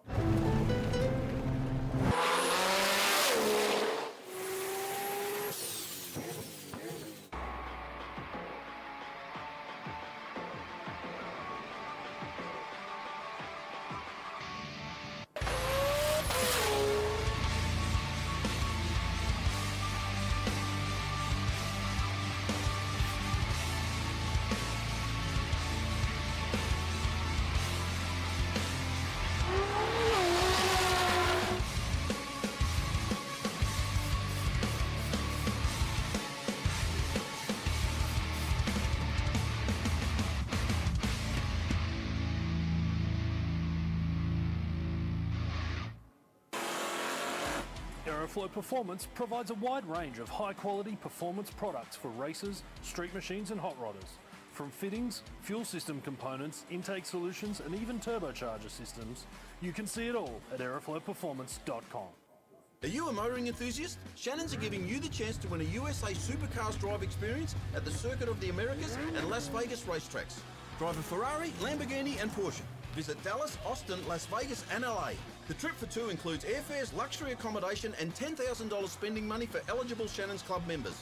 Plus, win a new Indian Motorcycle Sport Chief. To enter, take out new Shannons insurance on your special car, daily drive, bike or home. Go online or call Shannons on 134646. Bikereview.com.au is Australia's leading website for performance and modified motorcycles. Bikereview.com.au is the only motorcycle-focused website to feature motorcycle drag racing on a regular basis. And in the words of editor Jeff Ware, our involvement with Sydney Dragway is our way of putting back into one of our favourite sports. Bikereview.com.au. Stay informed, up to date and entertained thanks to Para News. Para News is Parramatta and the Cumberland area's leading free and local newspaper, delivering the best content from on-the-ground journalists and providing businesses with direct access to potential customers. News, sport, entertainment, puzzles and so much more. Para News really is the heartbeat of Parramatta and Cumberland, and it's out every Tuesday. Get your free copy at selected locations in the area or check out paranews.com.au. Bank said no to your home loan? Talk to us. Not a bank. Talk to Australia's real-life non-bank for home loans, car loans, personal loans. Pepper Money, the home of loan options. Whether you're building a street machine or a race car, Aeroflow Performance has a solution for you. Our ever-increasing range features boosted turbocharger systems, Bosch Motorsport products, X-Pro electrical systems, hoses and fittings, bang shift shifters, differential parts and fabrication components. You can see it all on aeroflowperformance.com.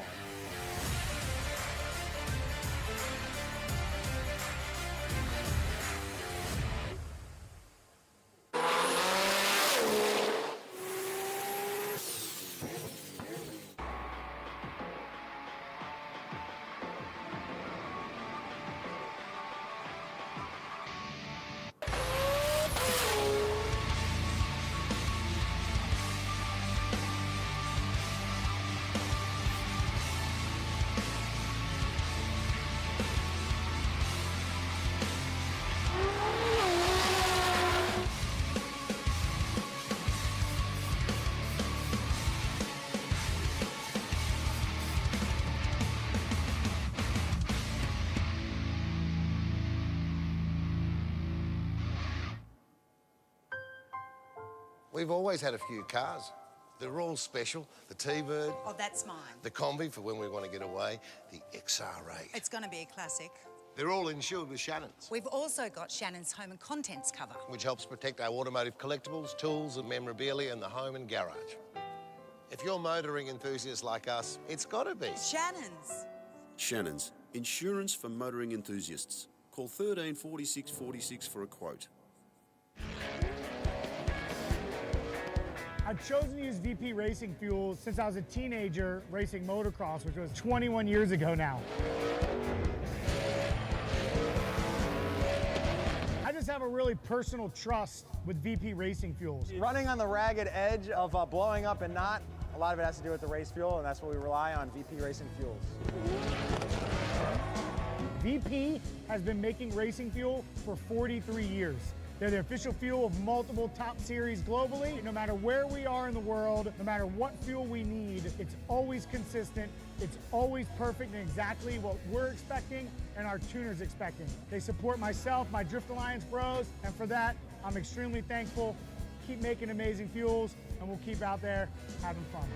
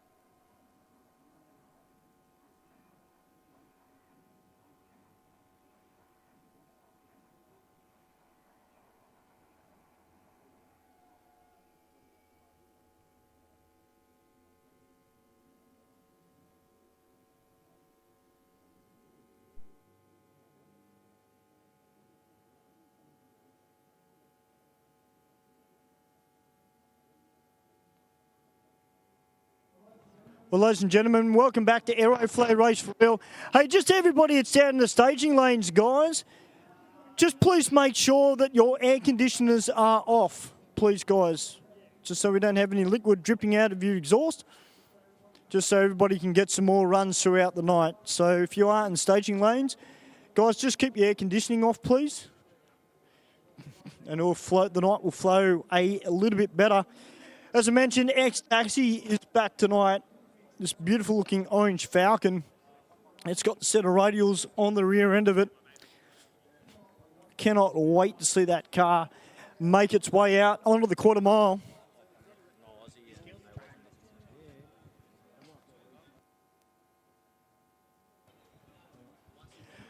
So guys, we're still just burning off that red coolant down the end of the rocket lane. If you haven't been to Aeroflow Race for Real before, the bit of a difference between the green and the red is a little bit more difficult to get up off the track. We do have to burn coolant.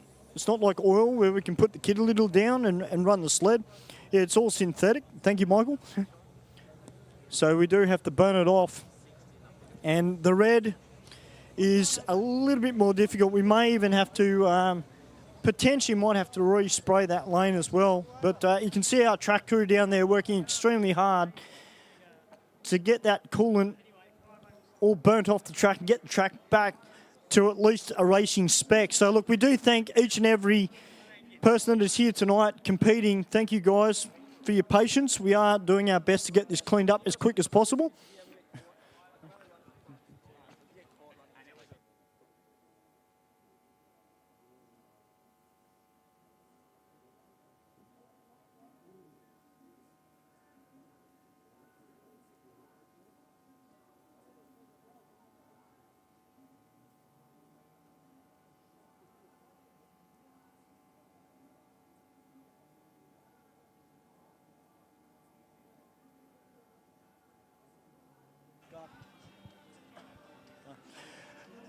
So while we got this downtime, guys, don't forget the merchandise shop is open as well. And not only do we have some Good Friday merchandise up there as well, but we've also got some fantastic Sydney Dragway stuff as well.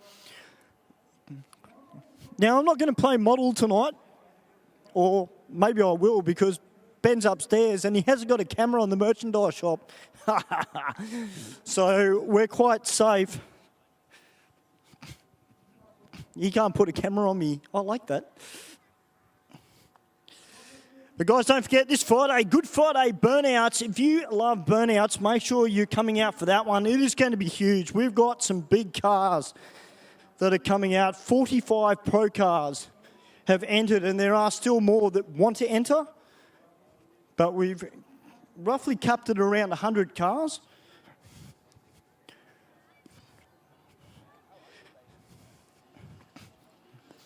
We've got plenty of our modified class and street class as well that is entered for the event. So I'll just make my way up to the merchandise shop. And I'll go and see the lovely Jackie.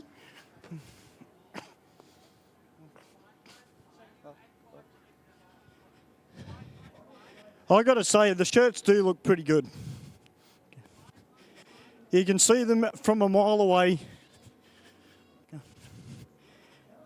Now, I don't know if Jackie might let me in the shop. Maybe. Jackie, how are you? Oh, good. Mate, you got the merchandise up here. Looks fantastic. I have, and hopefully everyone will come and get their shirts by Friday. That'll be great. Now, you haven't just got the Good Friday merchandise up here as well. You've also got some Day of the Drags apparel left. You've got the Sydney Dragway T-shirts, which, mind you, they look pretty cool. Yes, it sure do. And we do have the young kids, and they've got the top fuelers on it. It's very colourful, and definitely come up and get them for the children. They'll love it. Plus, we've also got the hands, the foam hands, and stubby holders, and headphones, and anything else. Bucket hats, caps, anything that you want. We'll hopefully we can supply it for you. Well, I'll tell you what, if you've got a car, you've got to have a stubby holder in the car. That's a prerequisite. I've always got one in mine. That's true. You definitely need one of those. So, guys, do check it out. If you are down in the grandstand or down in the pits, guys, you make your way upstairs. If you're down in the pits, up the top of the stairs, you've got the merchandise shop. If you're down in the grandstand, guys, definitely come for a look over. Come and see Jackie, and Jackie will be able to sort you out with some fantastic merchandise that we've got up here at the track shop. Yep, and we're open every Wednesday night. Great stuff there, Jackie. You're doing a great job as well up here in the merchandise shop.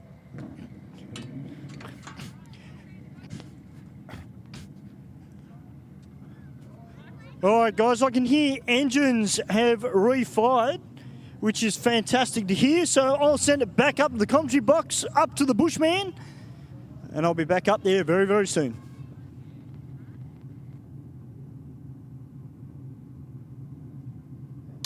Thank you very much, Stuart White. Fantastic work down in the staging lanes. Thank you to all of our participants in the interviews. If you do see Stewie down in the staging lanes at some point a little bit later on tonight, give him a shout out and have a chat to him. If you're part of a workshop, we love talking to our racers and our crew down there and spreading the word amongst our visitors here to Sydney Dragway, not only to the venue but also those on our live stream via the YouTube Sydney Dragway official YouTube channel and also Facebook. Of course, our track staff down at the top end of the racetrack, they've done a fantastic job to clean up that coolant, the red coolant left by the utility. Of course, as Stewie said, that it is a tricky thing to clean up. If you've ever spilt any red coolant on your garage floor at home, you know that by wiping it with a rag doesn't do anything other than spread it around. So that's why we have to burn it up off the racing surface. And it looks like we've managed to do that. Our first pair of cars are warming up in the water box and probably not too far away from warming the rear tyres. Should be a good race. Actually got the Ford Capri in the Aeroflow lane. The 1975 Holden in the Rocket lane. Strong burnout from the Holden. Nice burnout from the Capri. Let's see what sort of numbers they can pull at the top end of the racetrack. Fantastic night here at Sydney Dragway. Plenty of cars in the staging lanes. Good to see. Of course, we thank you very much for participating in the event. And of course, if you do want to come out and give this drag racing caper a go, all you need is an approved helmet, covered shoes, long sleeve top, and long trousers. And the Capri will get there first, an 1160, 123 miles an hour, to an 1177 with a 1 at 114 for the HZ.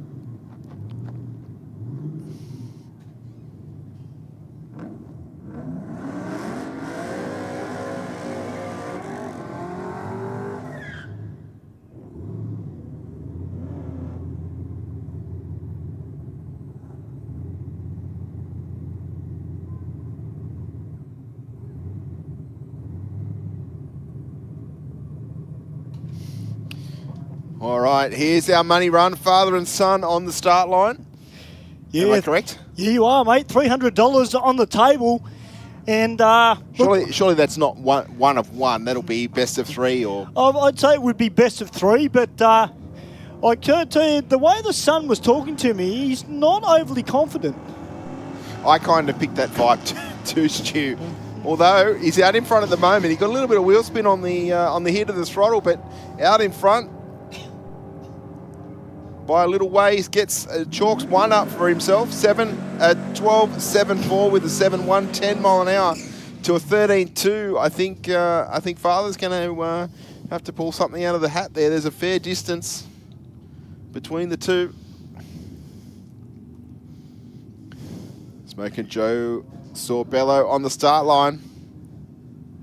Took home a trophy at the last round, or the second round of the Speed Addict Clothing Co. Championship Series, which of course was run on Saturday, which you and I chatted about briefly earlier tonight. Again, Joe having to stab at the throttle on the hip. Yeah, it's certainly a trickier car to drive. I mean, you can see from up here when he said he needs to get on the two-step as late as possible in this car. It's the way that it's set up. But a 957 with a 2, that's encouraging. He was hoping to run an 8 out of this car, if possible, tonight. But good. Yeah. 402 cubes on board for Joe.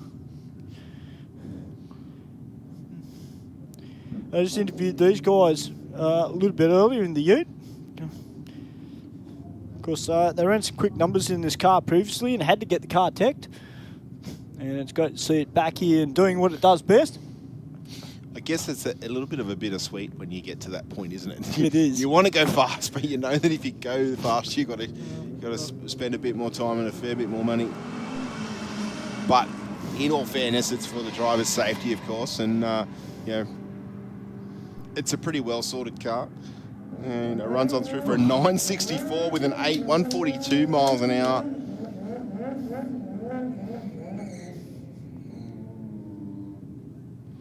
Back to our motorcycles for their second run of the night, beg your pardon. Yeah, we got plenty of bikes out here tonight, which is fantastic to see. And one of the riders from Sydney Random Rides down there in the Rocket Lane, he's got the hoodie on.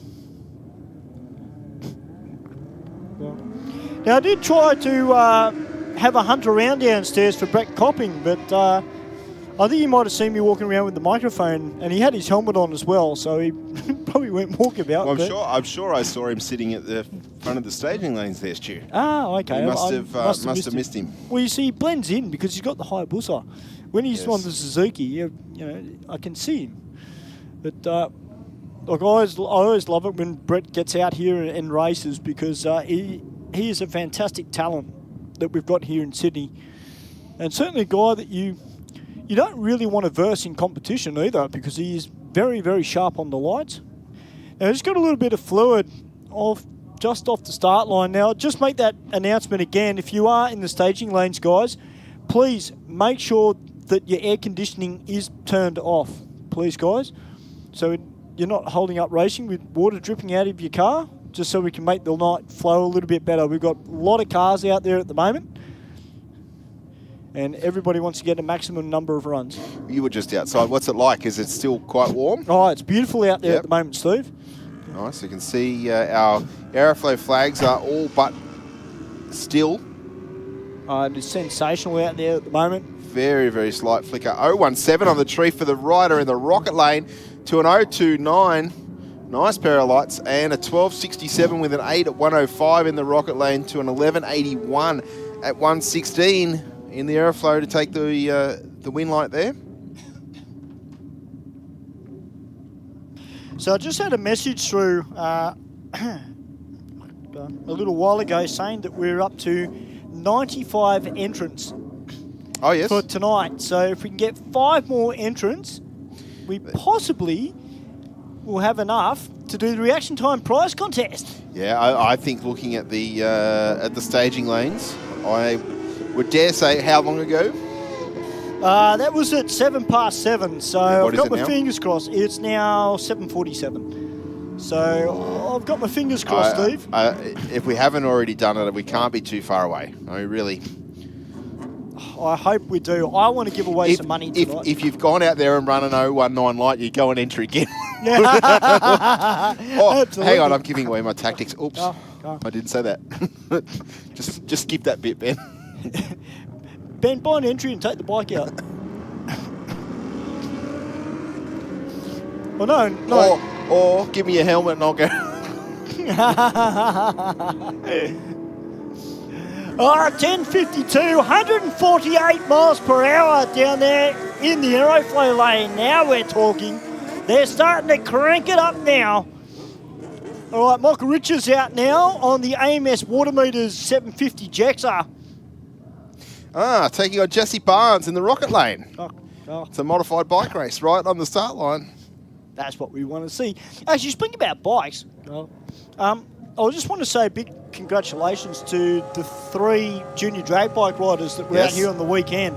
I know it was only 3 bikes, but I'll tell you what, it is very encouraging to see those kids out here and having a Yeah, run. they do a fantastic job, Stu. The fourth rider, because we've got four bikes in Sydney, the fourth rider was actually racing over the road as part of the Superbike show that was over there. He's been offered a ride with one of the factory teams. Oh, so wow. pretty big deal for him. It was his first, I believe, his first race meeting with that team, and has done a number of training days with them and that sort of thing. So I actually work with his father. So awesome. yeah. So get the lowdown there. So I'm certainly looking for bigger and better things from him. But hopefully he'll be back for maybe the next round. He did say that he misses, I think, one other of our Speed Addict Clothing Co. Championship Series. But I mean, an awesome opportunity for him in terms of the circuit racing, which don't come up that often. So I'd be making the same decision as well if I was him. Absolutely. Yep. Oh, good on him. And that's a great story to see that these teams are looking at this style of motorsport as well, and seeing someone that does have the potential. Well, I think Adam's run. He's raced other types of bike racing, so a little bit of like motocross and that sort of thing. So I don't know if he had to apply for it or whether they've just spotted him somewhere. I'm not sure, but. Still an awesome opportunity. Mate, that's fantastic. But as you said, the three that we had, they put on a good show. Of course, they're currently running a Chicago shootout format, so 3 rounds. They win points for a win and a loss.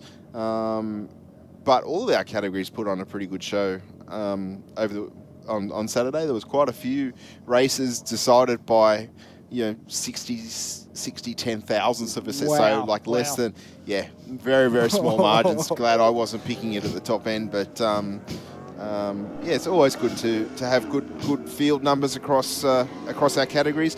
Nicholas Polito, I think, for me, was a standout. He's running Supergas, which is a fixed index 990. He ran 2 990s. Wow. Which is, I don't know to the thousandth, but he ran the 5th decimal spot. Yeah. But he did 2 990s in a row, and then unfortunately red lit.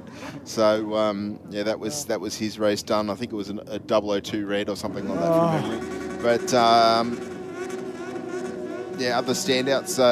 Curtis Reed was out here with his Boosted Outlaws dragster, of course, grandson of Jim. Was out here competing, got the win, I think it was, in Boosted Outlaws, So he did some really good runs. A couple of passes, I think one was within a thousandth of a second of the other one. So in a supercharged, or any car, that's pretty awesome. But to do it in a supercharged dragster is pretty good. I think there was 6 all 6s, and then the next one was all 6s with a 7. Yeah, it's nice to see that the blown dragsters, particularly in supercharged outlaws, they've started to make a little bit of a resurgence. I mean, a lot of them are second-generation racers. Of course, Brittany Olive, she races a rear-engine blown dragster as well. And look, they are 2 people to watch in the future because, hey, drag racing is, a lot of people say motorsport's dying in this country. I beg to differ. And I've always said that we are very lucky to have a lot of such good junior racers coming through the ranks, and particularly in drag racing. Like, a lot of us, if there was more money in the country, it'd get behind people. I think a lot of things, when you're talking, bringing and keeping younger generations involved in a sport, it doesn't matter if it's drag racing, it doesn't matter if it's circuit racing, it doesn't matter if it's swimming, cricket, soccer, football, whatever the sport might be, there needs to be a pathway or a progression effectively for that junior person to move into something else, and on to the next, and get better and improve and get quicker and better times or better distances if it's a track event such as discus or whatever it might be that they're participating in.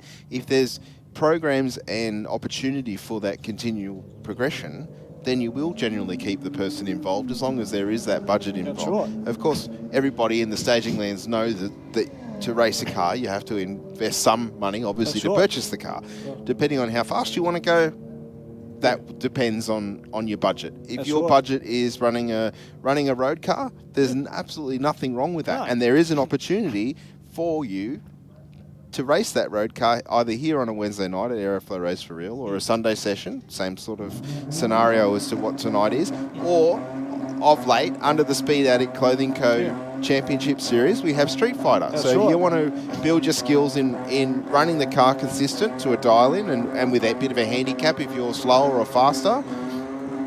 It's a point of progression. That's right. You reach the point. If you reach the point in Street Fighter where you think, you know what, I want to go a little bit quicker, you run Super Street. That's right. You can build yourself up. We've got guys that have run Super Street for 40 years. Yeah. That's because that's where they're comfortable to run and they can afford to.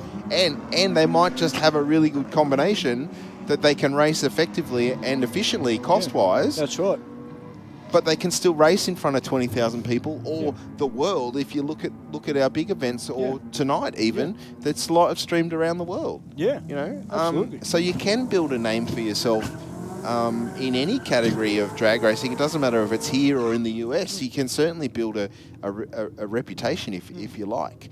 You know, Les and I were talking about the $1 Million race over in the US not that long ago. The guy that won it was effectively like a somewhere between a super street or super sedan racer. Yeah, wow. You know, he turned up on an open trailer with a fairly low budget in comparison to some of the other cars that he was racing. They would have been, you know, hundreds of thousands of dollars.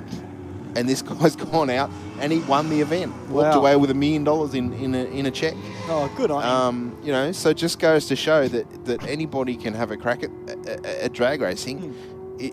It doesn't matter where your budget is. There is somewhere for you to fit in. Absolutely. If you want to race a motorcycle, you can again race Aeroflow Race for Real or a Sunday session. Or if you want to run competition, you come out in street bike. Yep. And I mean, a lot of the modern street bikes these days too, some of them running down to the 9s. Yeah, definitely fast enough. Still damn quick. Well, that's exactly right. And that's fast enough now, off the showroom floor nearly in some cases, to run in modified bike, which is the next step. So there's definitely categories for anybody's skill level or anybody's budget in drag racing. I think to some degree similarly in circuit racing, but there tends to be, I will say, a slightly bigger gap in some categories because you need to have fresh everything, fresh tyres every race meeting, fresh clutches every, you know, that there is I'll say in some categories of circuit racing, there's a lot higher maintenance schedule that needs to be upkept to get to and continue to be competitive.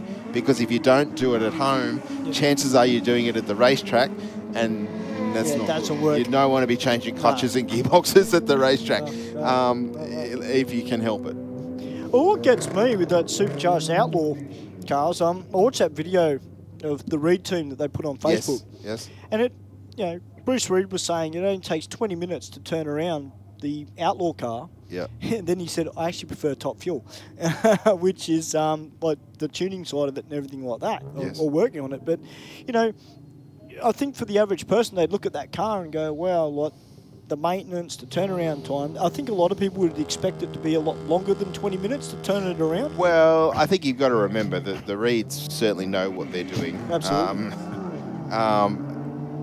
They know where to spend the money in terms of buying the right equipment in the first place to get longevity out of things, because as we know, there's usually a more expensive option and there's sometimes a slightly cheaper option. In the long run, there's no guarantee that the dearer one will be better. Yes. There's certainly a perception of that. But if you spend money in the right spots with the right combination, hopefully you're not spending money where it's unnecessary. Yes. And if you can build the car right, it makes it easier to work on. Yeah. And you know, with anything, any sort of car like that, like a supercharged boosted Outlaws car or anything up to a Top Fuel dragster, you don't want to be working on something. You know, if you've got a nut and a bolt that you have to get undone every time you do a run to maintain it, and you've got to be a Houdini to get your hand in that spot. You re-engineer that. Yes. Do you know what I mean? To make it easier. Yep. Where I guess in a road car, if you're swapping something out once in a blue moon, you're not going to put the time and energy into to re-engineering that. Yeah, that's right. But in a car where you're doing the same routine 4 or 5 times in a race meeting and you've got an hour and a half to do it, you need it to be as efficient as possible. Yes. Yep, that's exactly right. All right, this little Honda Civic is out now. Been quite impressed with this little car.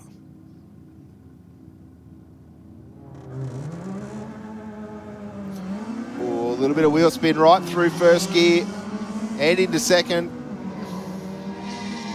2.4 seconds to the 60. The Aeroflow lane will take the stripes due 11:31, 121 mile an hour. Nice pass for the Aeroflow lane to a 14.20 at 105.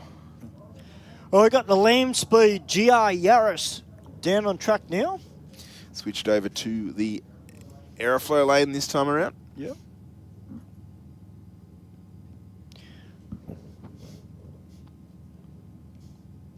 What did he run before?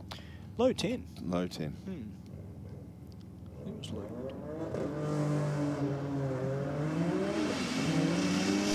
Oh, he's on a number, 136 to the 60. Is he going to run it out the back door? Moving over towards the centre line, back towards the middle of the racetrack. And a 10.18, 141 miles an hour to a 10.87 with a 2 at 134. What was in the other lane? It's a Falcon. Black Falcon. Wow. Okay.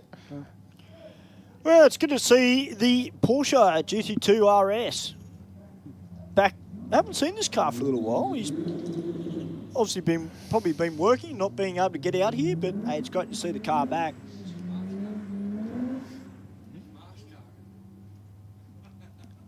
It's not Mark Thomas, is it?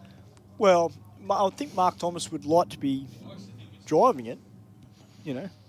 He does. For a Holden man, he does seem to be very partial to the Porsche. Yes, yeah. I reckon it's on his wish list. Oh, well, who wouldn't want one of them sitting in your garage? Yeah. Well, 1.84 in the 60 there for the Porsche. This is on a good, solid first pass too.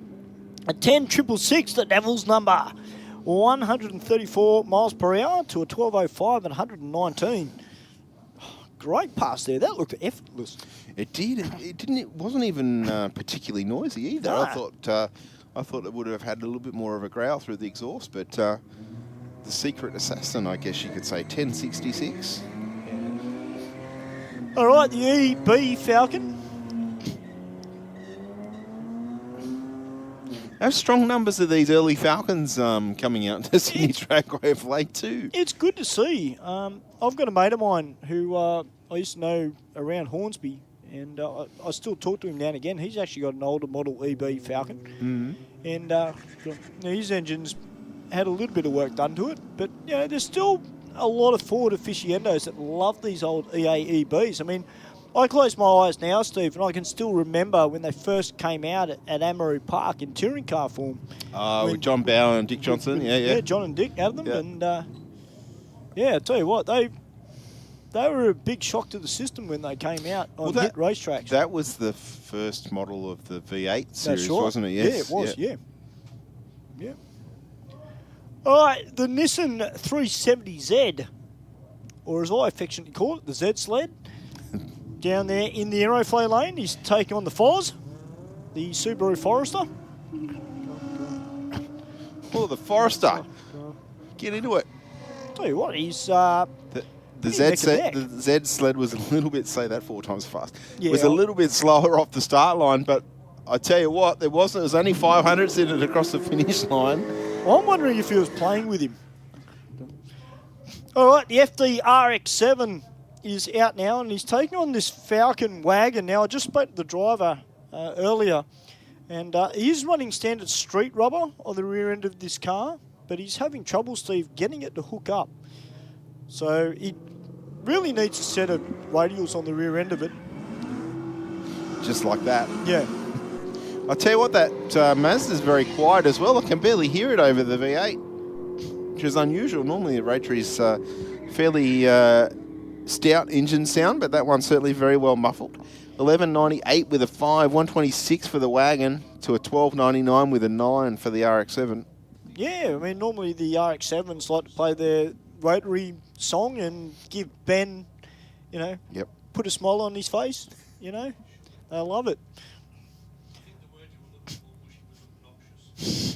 No.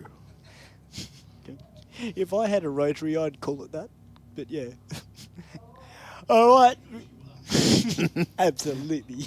Are you talking about the engine or the driver here? Well, yeah. All right, the Volkswagen Golf about to take on the Falcon.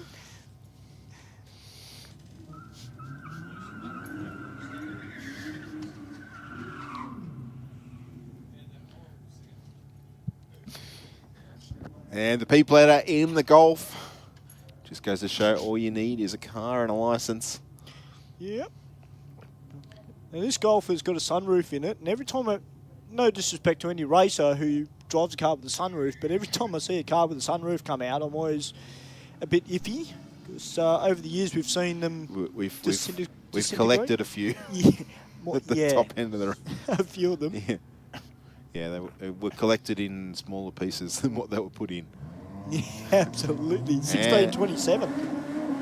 83 mile an hour out of the Golf to a 1329 with a 9 at 106 for the Rocket Lane. All right, got a battle of the Falcons. We've got this beautiful orange ute down here. This thing is stunning. Taking on the loaner model Falcon down here in the Aeroflow lane. Yeah, I think that's an XF in the Rocket Lane.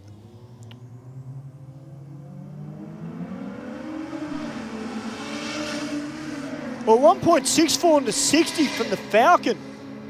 Tell you what, that is no slouch in the 60 He's not catching the ute, though. He's not going to get there, Stu. I think he was out of that.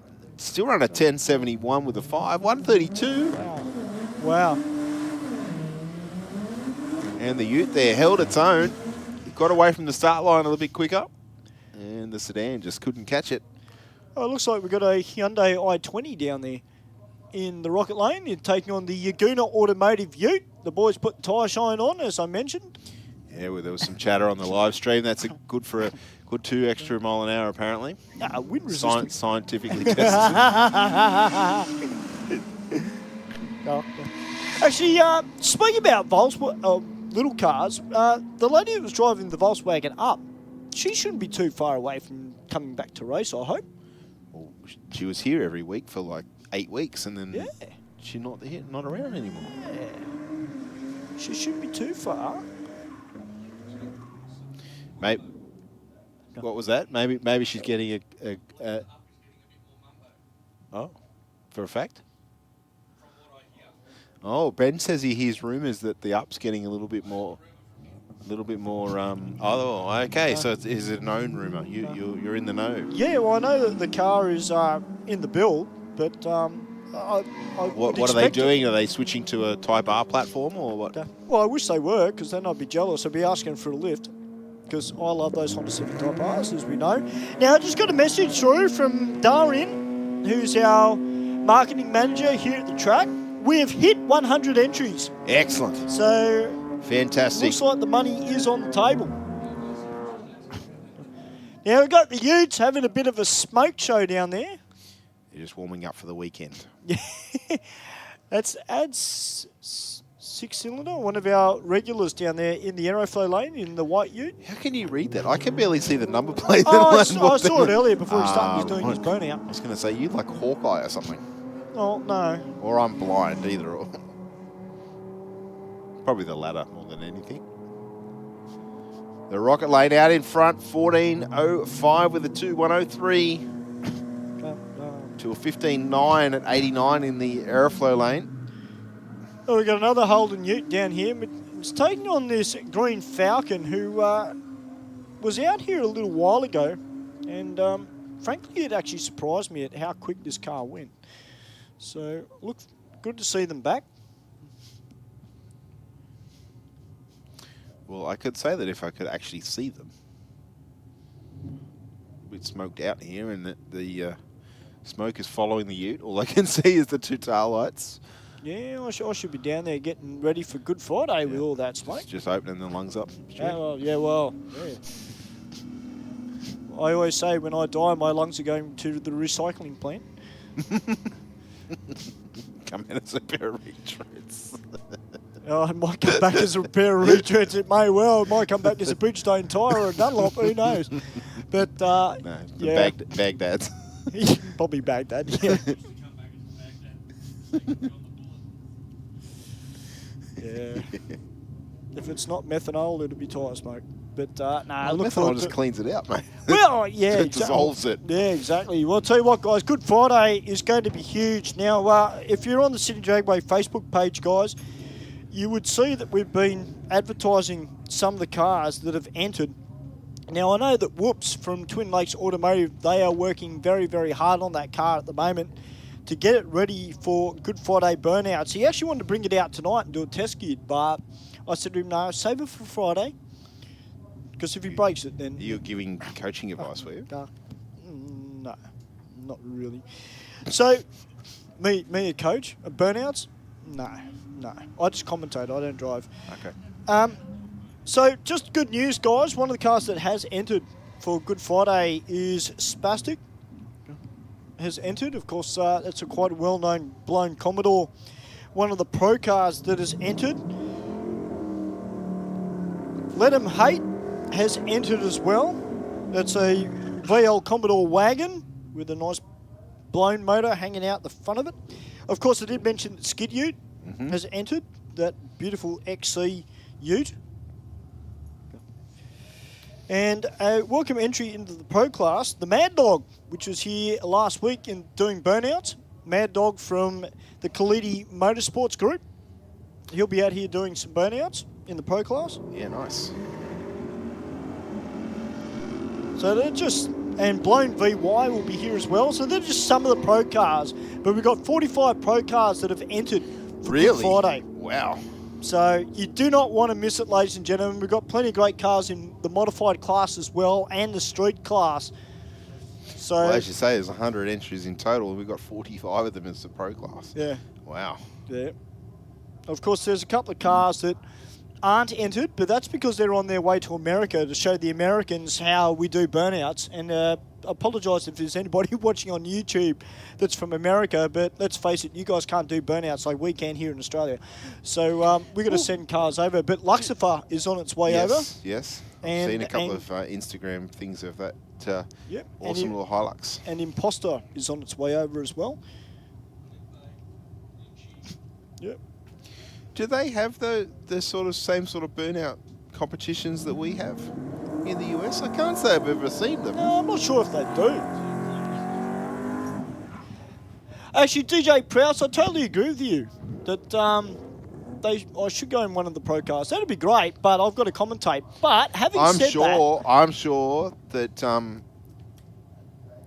David can cover you for a couple of minutes. I probably could. I might have to bring I'm sure that he I can. might have to bring the helmet.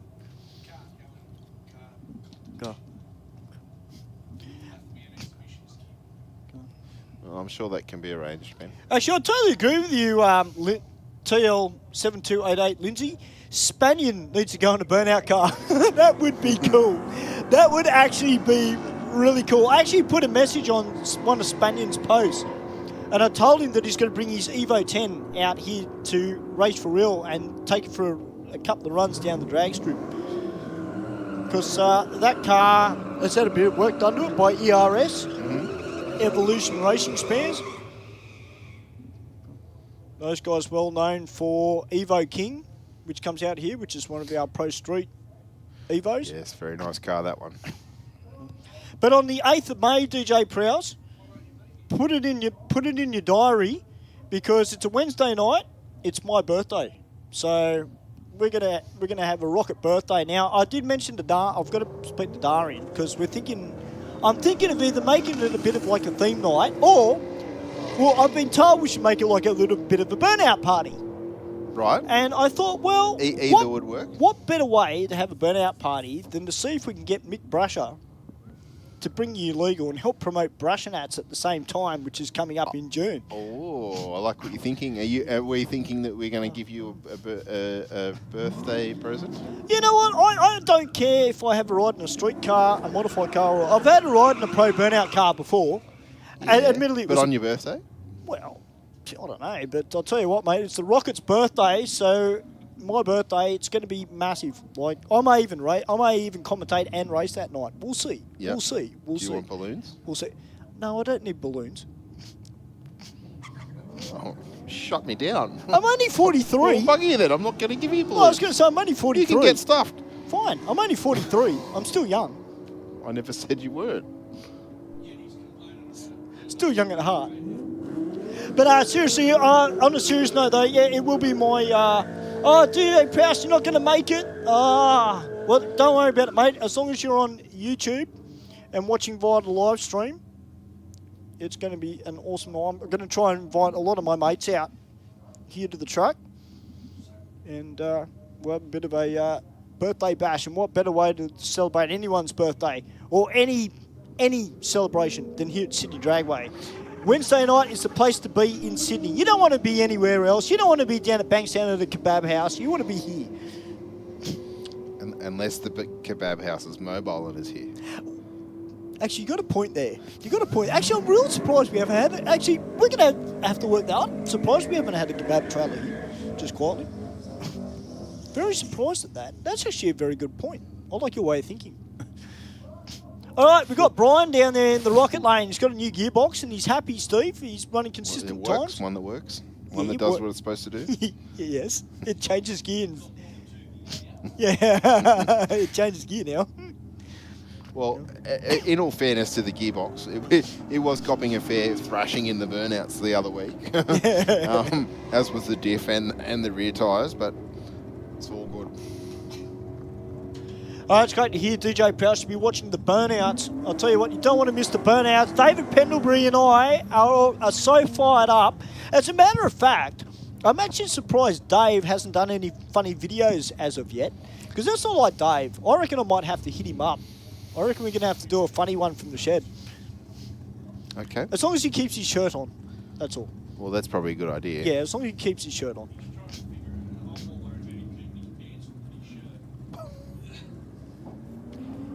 You've got a point there. I don't really want to see Dave with no pants, but yeah. Or no shirt for that matter. Yes, his Bobcat shots are legendary. Now, War Pig is here tonight. I had to take a double take. I actually thought it was Alicia Teal from a distance, but no, this is War Pig. And taking on this very nice VF GTS.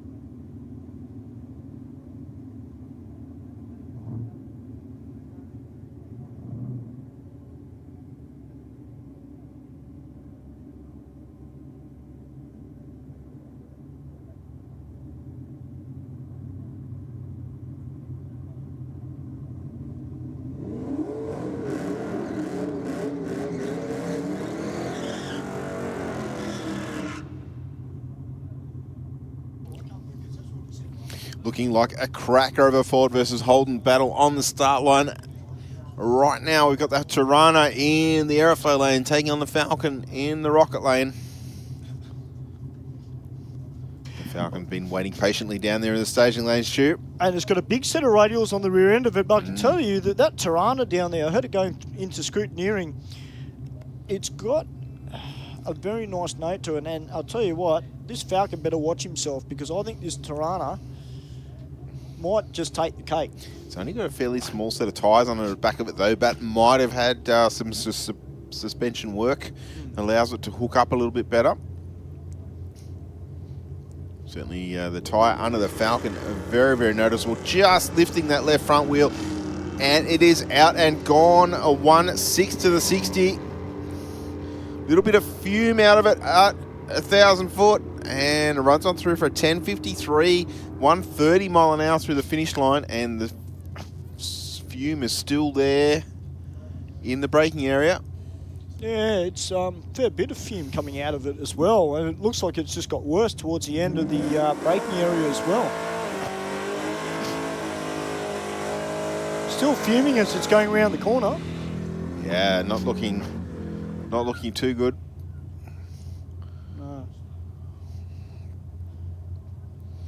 Yeah, and there's the red flashing lights on the Christmas tree. Just as our friend in the HZ completes his burnout. I think he was sitting in the water for the last car too.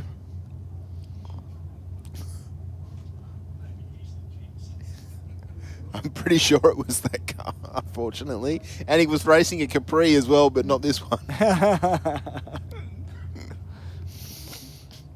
Actually, it's great to see this white one back. It's a beautiful looking car, that Capri. It really is. But look, you can't... Russell down there with the Holden has done the engine work all himself, Steve. It's got a supercharged V8 in it. Certainly does look the part. He's done a great job in it. It does, and it's great to see that people still keen to give things a crack themselves rather than going to a workshop. Nothing wrong with the people that do that, but you know, the car scene has been founded on people giving things a go themselves, and you know, obviously,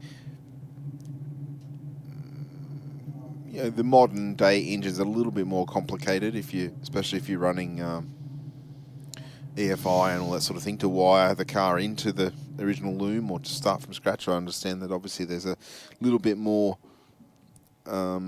technical knowledge needed in comparison to, say, a carby and an electronic dizzy, for example. But, you know,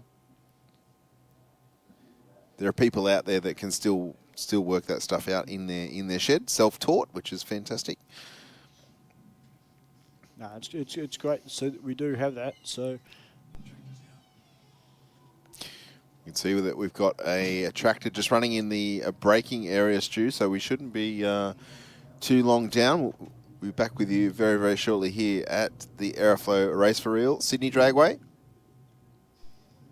Are you a motoring enthusiast? Shannons are giving you the chance to win a USA Supercars drive experience at the Circuit of the Americas and Las Vegas racetracks. Drive a Ferrari, Lamborghini and Porsche. Visit Dallas, Austin, Las Vegas and LA. The trip for two includes airfares, luxury accommodation and $10,000 spending money for eligible Shannons Club members. Plus, win a new Indian Motorcycle Sport Chief. To enter, take out new Shannons insurance on your special car, daily drive, bike or home. Go online or call Shannons on 134646. Aeroflow, famous for our massive range of hose, fittings and performance products. Air filters, oil filters, fittings, engine and transmission parts, fuel systems, tanks, silicone hose, exhaust, air conditioning, turbo and nitrous accessories and more. Get your free catalogue and shop online now at aeroflowperformance.com.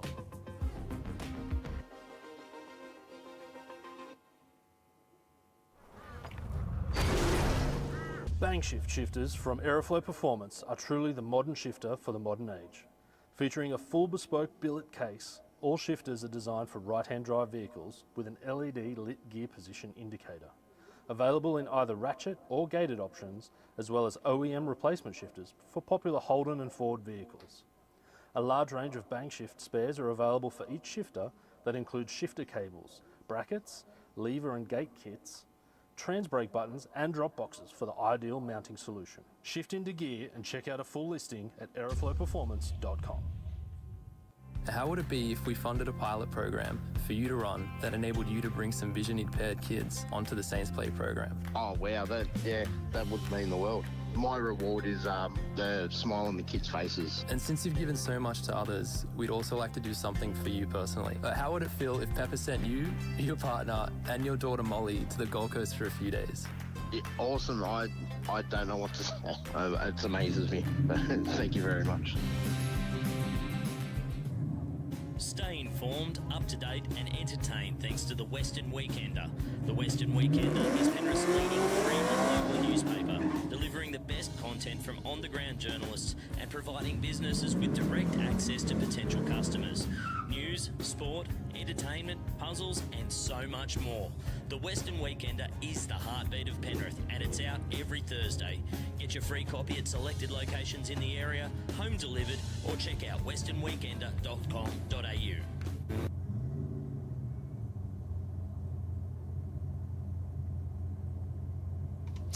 Alrighty, we're back with racing the Ford Capri in the Aeroflow lane, taking on the big HZ in the Rocket lane.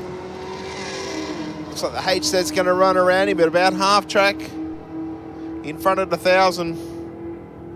And runs on through for a 12.0 at 112 miles an hour to a 13.99 at 98 for the Capri. I think there's still a little bit left in the Capri. Yeah, the Capri is a really good package that guy's got. Got the Falcon down there in the Rocket lane.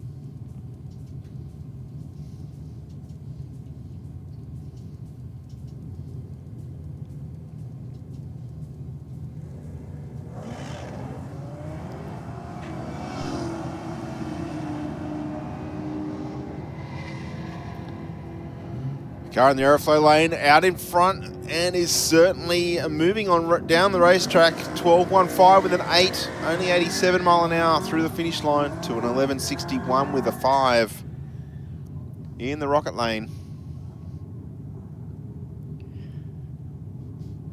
And round number 2 of our father versus son battle. Yeah, I think if it's best of 3, this could be the challenge. One and done by the Rocket lane. Well, I'm wondering if it is, because are they going to do 2 on the Sportsman tree, and then later on in the night... Whoa, both moving around quite a fair bit. The XD hooking up first. Of course, we do swap to a Pro tree later on in the night. Yeah, usually around 9 o'clock. Yep.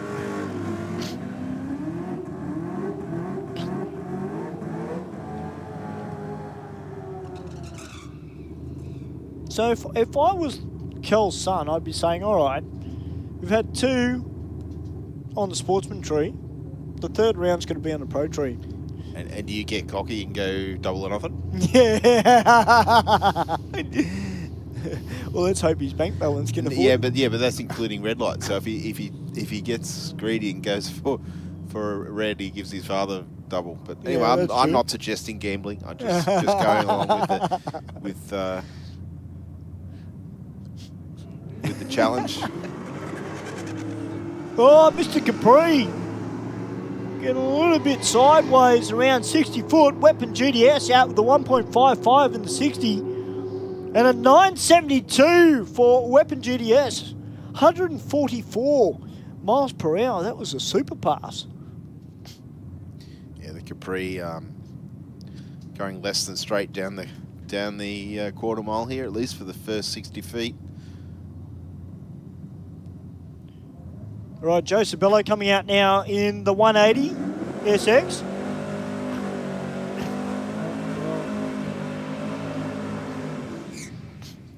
He's been playing around with the 4-link on this car to get it set to where he wants it.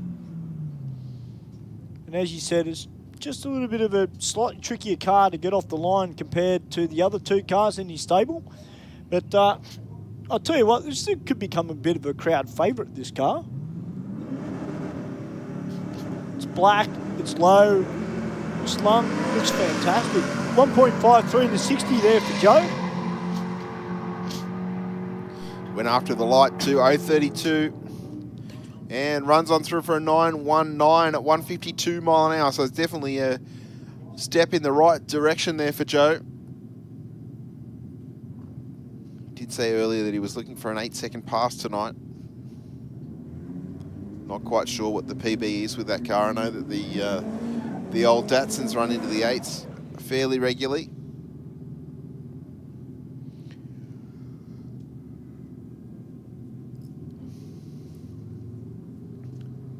The old Toyota Ute are back once again. Big smoky burnout this time. Making sure those rear tyres well and truly hot.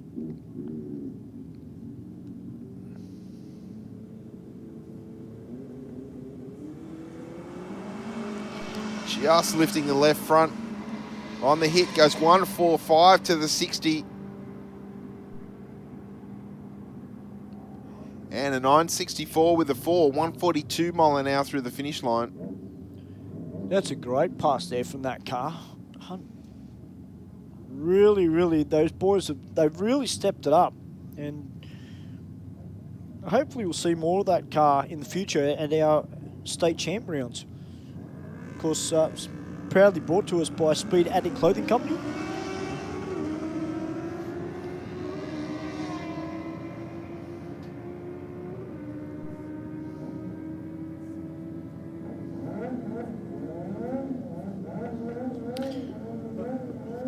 About a tenth of a second in that race. 12.64 with a 0.105 will take the win.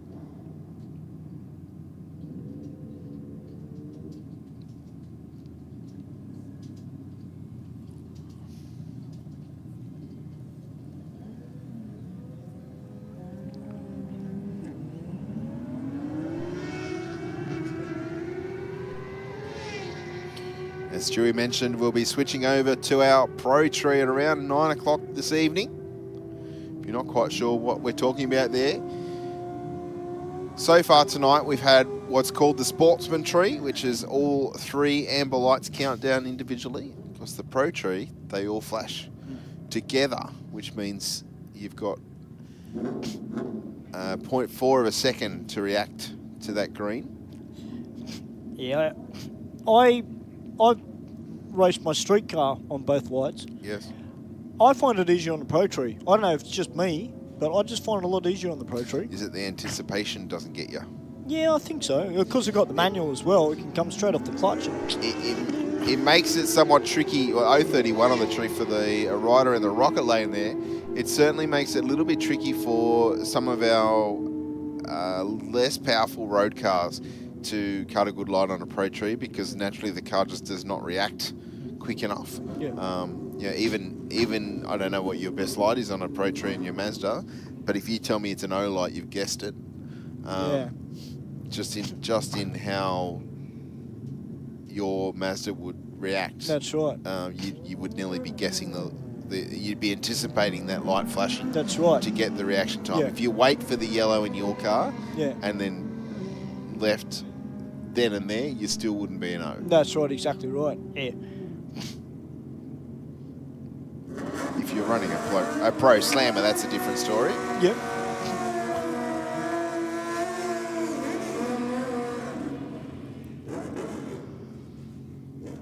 But it's funny, because the pro cars obviously are going for championships. It's not just about trying to go as quick as possible. They're trying to win championships. But, you look at some of the reaction times in Junior Dragster, for example. I mean, there's some of those kids, they don't have the technology in those cars like they do on a Slammo, but some of them are cracking 001 lights, and that's off a foot brake. I mean, that's brilliant. Exactly right, Stu. There's no computer aids. Rich is getting pretty loose off the start line there on his Suzuki.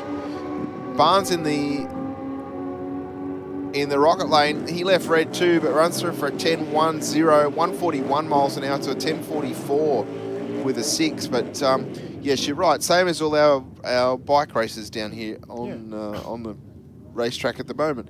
There's no reaction time aids or anything like that. Obviously, some of our categories you can run a delay box, which is basically an electronic device that works off a button on the steering wheel. You can move, because naturally you can move your thumb quicker than you can move your foot and leg, right? To operate the clutch or the accelerator pedal, whatever it might be.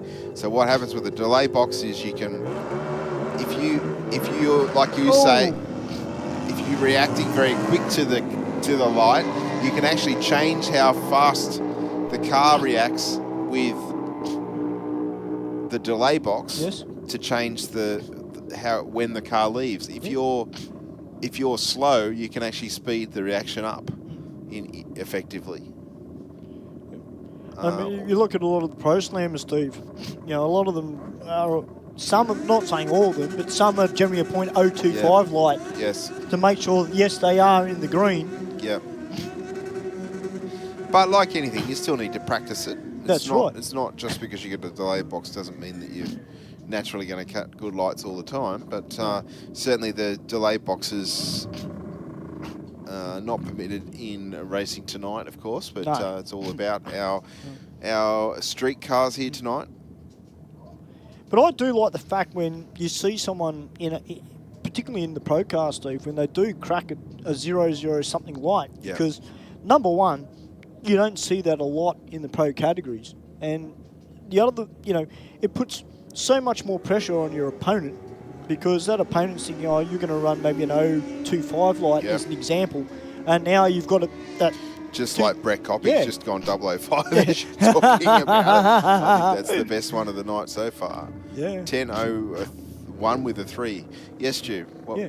So I think, and as I mentioned, you know, if you're hunting championships, you still want to be on that safe side of green, but at the same time, you've still got to out-react your opponent. And like you said, Steve, with all the technology that they've got, you know, as you said, practice does make perfect. You know, you still got to be able to cut a good light. Well, I tend to think that, you know, with racing, you need to be able to cut a consistent light and make the car run consistent. If one light is a 001 or a 000 and the next 5 are like 0.5s, yeah. Well, that's true. It kind of makes it hard to get yourself in the zone to do that. So if you can get a reaction time that's perhaps a little bit safer, but you're consistent at it, even if it's a 0.1 light. Yeah.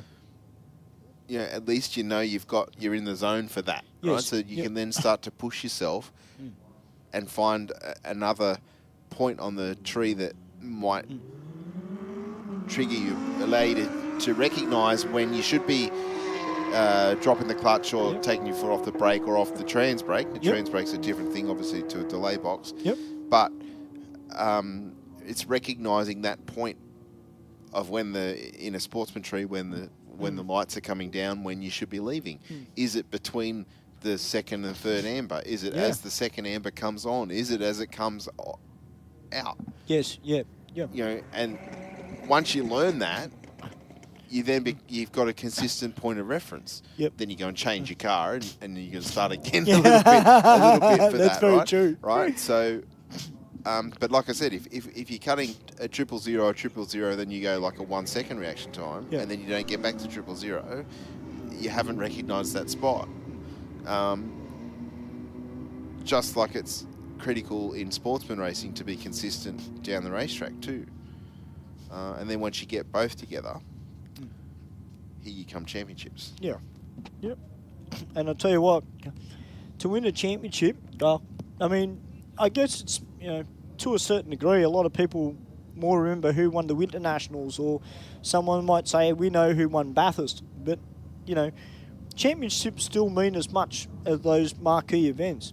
Oh, definitely. For the participants in that category, they all know who won last year That's because right. they're all out to get that race, Yeah. race the Well, next that's true. year. True. You know, and or beat him or her, you know, in whatever round that they're racing in. You know, and I think there's so many good quality sportsman races here in Sydney. The competition is always very well contested. You know, there's any one of a handful of people can win any category. Yeah. You know, it doesn't just, it's not a runaway championship in any stretch. We had a number of categories last year that were decided, you know, towards the latter rounds of racing in the last round of the championship. So the championship wasn't decided 3 races before the end. It was, you know, the semi-finals or the quarterfinals or even the finals in a couple of instances that the participants in that category didn't know who was going to win the championship until that last pair of bikes or cars went down the racetrack. And to me, that's pretty cool. It is. To have, you know, in some categories there was over 50 entries had showed up to compete. Yeah. Say, for instance, in Super Street or Super Sedan over the course of the season. Yes, you're going to have your staple 20 or your staple 25, but you know, over the course of 8 or 9 rounds, you're going to end up with another 20 or 30 show up for one round here or one round there when they can afford to, with time, money, whatever. But the competition definitely was tight amongst all of the staple runners. Those that didn't run every round made it difficult to score well and be in the hunt for the championship because it is over such a long period of time. It rewards consistency and showing up for each round. And when you looked at who won, out of the 9 rounds, most of the winners had made the final 3 or 4 times. Wow. I mean, I look at a lot of the races that are here tonight that are racing, and you know, there's a lot of them here tonight that in my books, could do very, very well running Street Fighter at our New South Wales State Champ rounds. Oh, definitely. There's a lot of them that are super consistent. And yeah, I'll tell you what, anyone on their day can win, but it takes practice. And it's not all about going fast. No. Okay, we've just seen a 10.5 out of our Porsche racer there. And again, very, very quietly making its way down the racetrack. Now, that's quite an expensive piece of machinery that we see driving down there. Now, on the weekend, we saw one of our hardworking officials, Sean Dartnell, in his i30, come out and give Street Fighter a crack once again, and he took home a trophy on the weekend. So, yeah, it just goes to show that you don't have to have $1 million in a car to be competitive. Just like we saw Jesse Barnes in Street Bike. Yeah. He's on his Hayabusa now, which he's been running that bike for the last 2 or 3 race meetings that I've seen him. But prior to that, he was on a little 300 motorcycle, running like 14 seconds, I think it was. You know, so just goes to show. But he was killer on the lights, and the bike was consistent. Yeah. Ooh, good side race there, Stu. 12.07 to an 11.97. The slower run gets it. Just goes to show the reaction time there. Although the reaction times, when I looked, a little bit left to be for improvement in them. But we've got the high 11-second Subaru WRX down on track now in the Aeroflow lane. Taking on the Golf in the Rocket lane. The Golf away first. Oh, the Subaru taking a good look at the photographer there.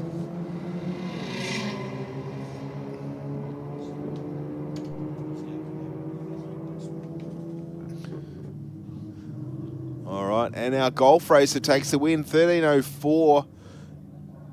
113 miles an hour through the finish line.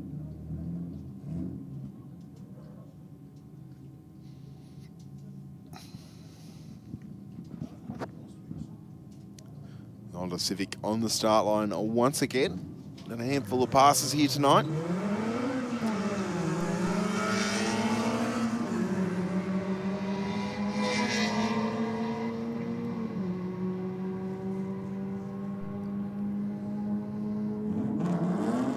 And gets there in the end by 0.02 of a second. So pretty close across the finish line. 13.21 at 107 miles an hour to 13.4. The Civic coming from behind.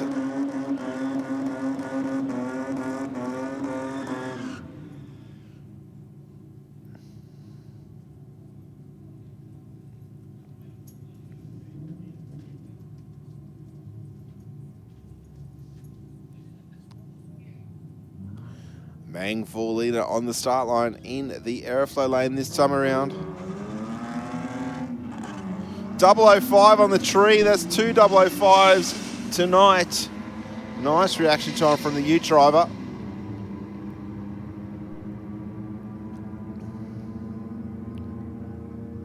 And yet the Rocket Lane gets there first. Drives them around. 10.97 with a 9. 132 miles an hour.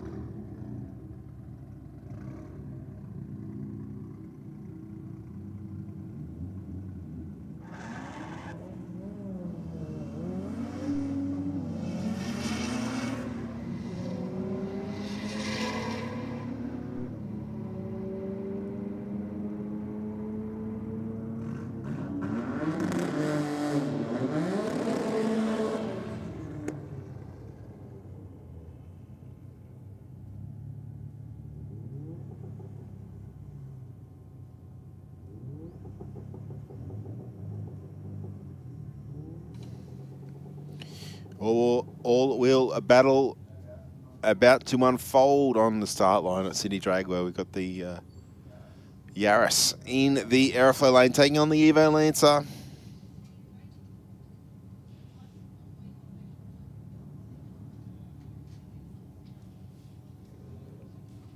Let's see what the Yaris can do at the top end of the racetrack. It's been running very strongly here tonight.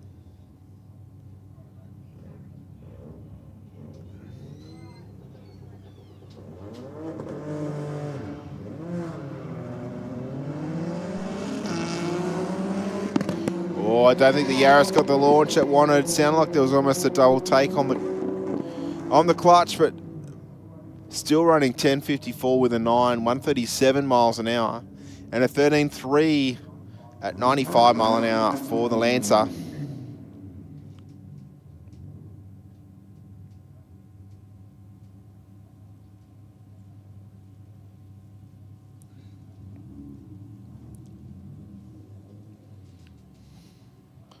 Another white Lancer in the Aeroflow lane, this time taking on the Falcon in the Rocket lane.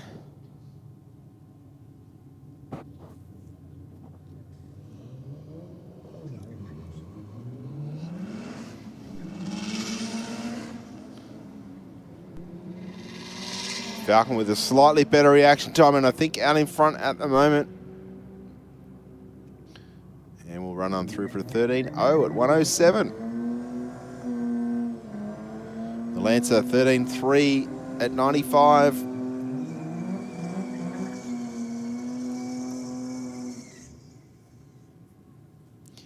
Big burnout from the Falcon in the Aeroflow lane. Taking on that very, very nice looking FDRX7.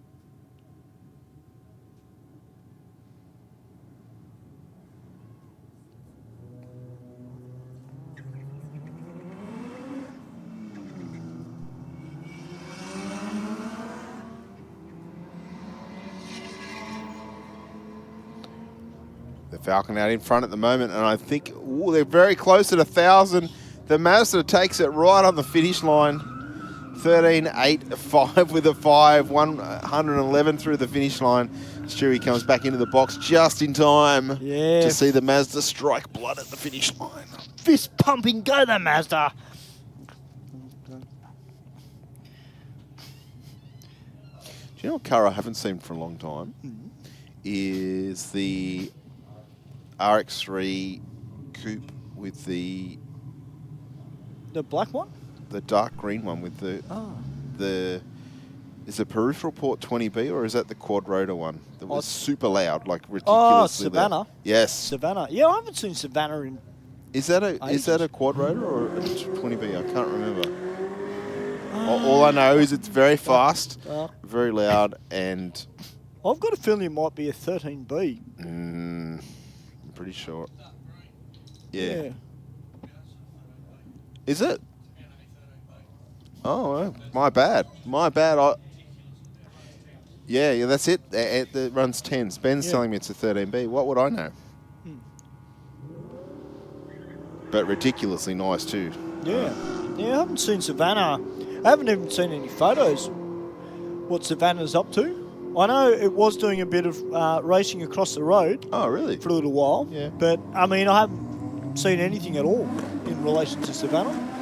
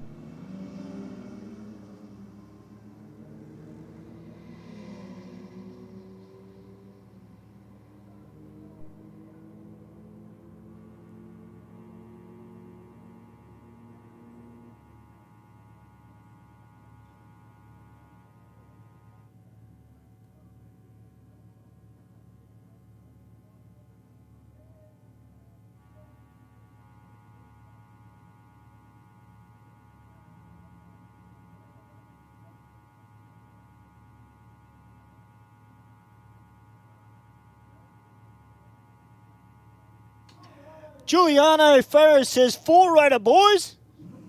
Okay. Psyop Jutsi, did Stewie just mention the ones we don't speak of? That's not very nice, Psyop. Mazda's rock, man. Come on, man. Gus, man, I didn't hear Stewie say Barra. That's because I didn't say Barra.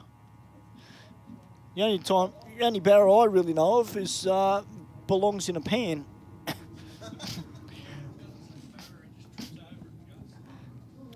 Giuliano said Savannah is a quad rotor, boys, not 13B. Okay. Okay, so it is a quad rotor. Okay.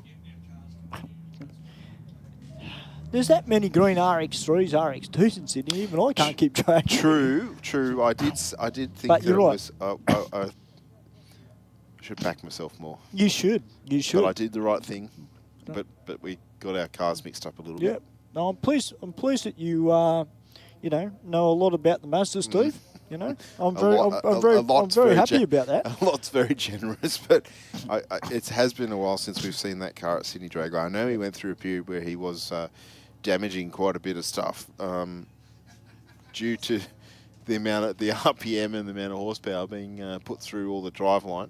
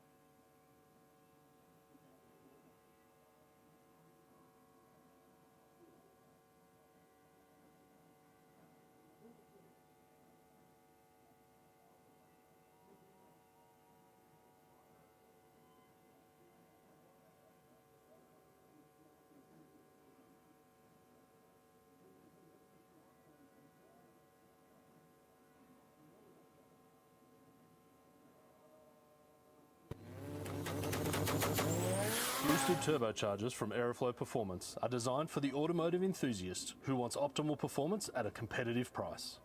We have a range of turbochargers in both ceramic ball bearing and 360-degree journal bearing options to suit your power goals from 200 up to 3,000 horsepower.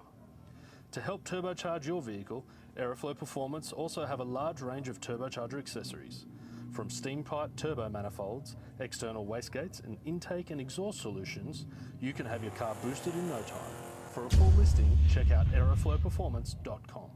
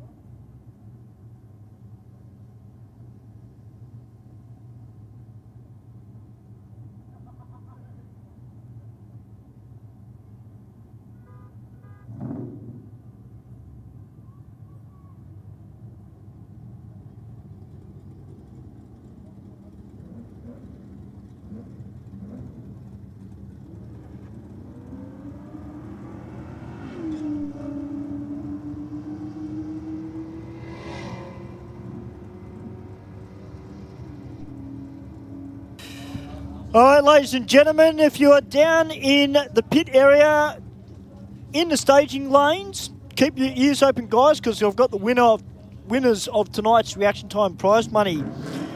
I'm looking for race number T31.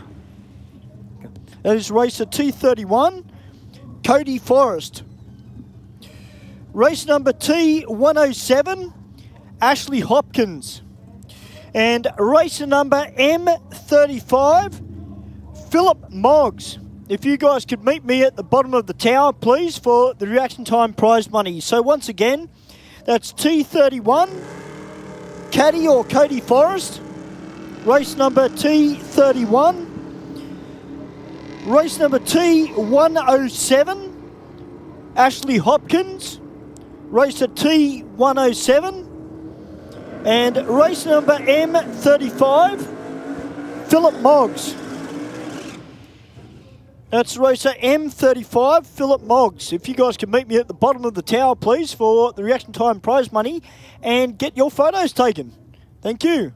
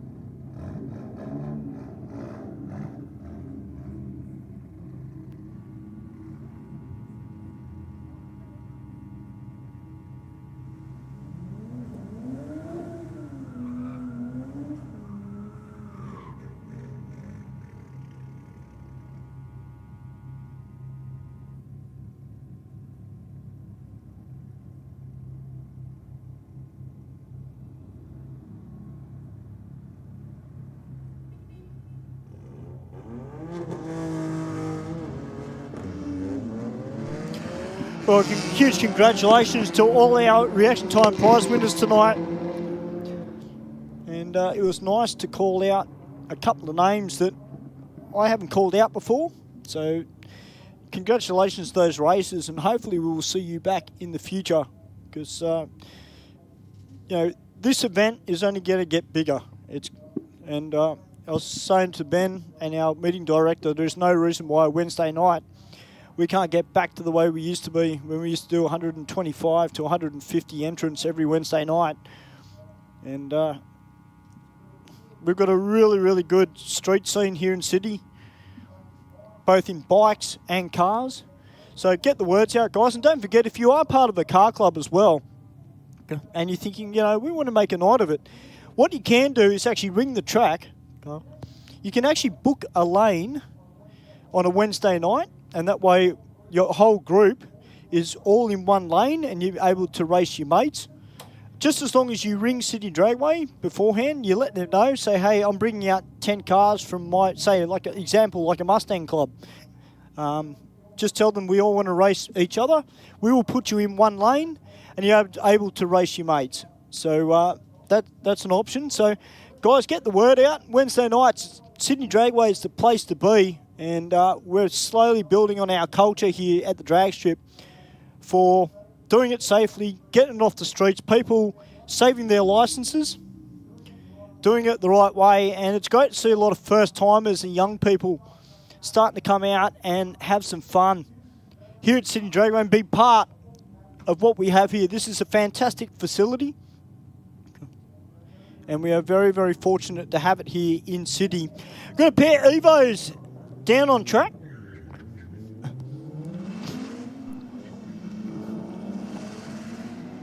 I'll tell you what, 2.24 in the 60 there for the Aeroflow lane, and the Rocket lane doing the chasing, a 13.5 to a 14.46 as the RX-7 comes out, and we've got our track crew just pushing this VN forward. Not quite sure what's going on there. Looks like we might have a solo. That's a bit unfortunate there for the VN Commodore.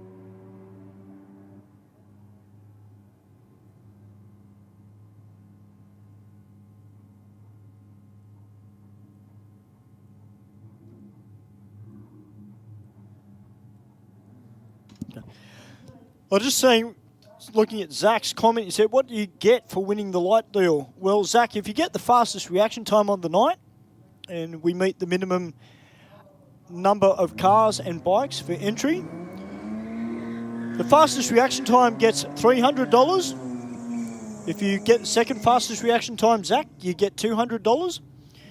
And the third fastest reaction time, you get $100.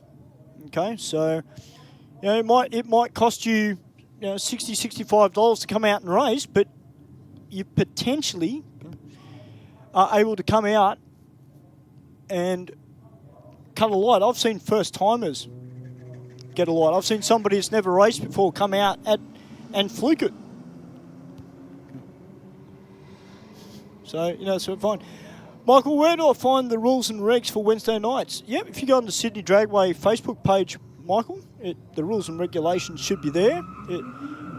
Wednesday nights are for street registered cars and bikes.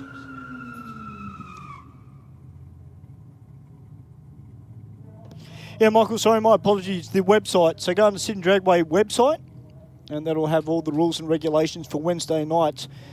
And our Wednesday night street meets are open to all registered cars and bikes. Occasionally we do have race cars come in, like Joe's car. He comes out and does some testing. But if you want to be a part of the reaction time prize contest, your car has to be street registered or your bike has to be street registered.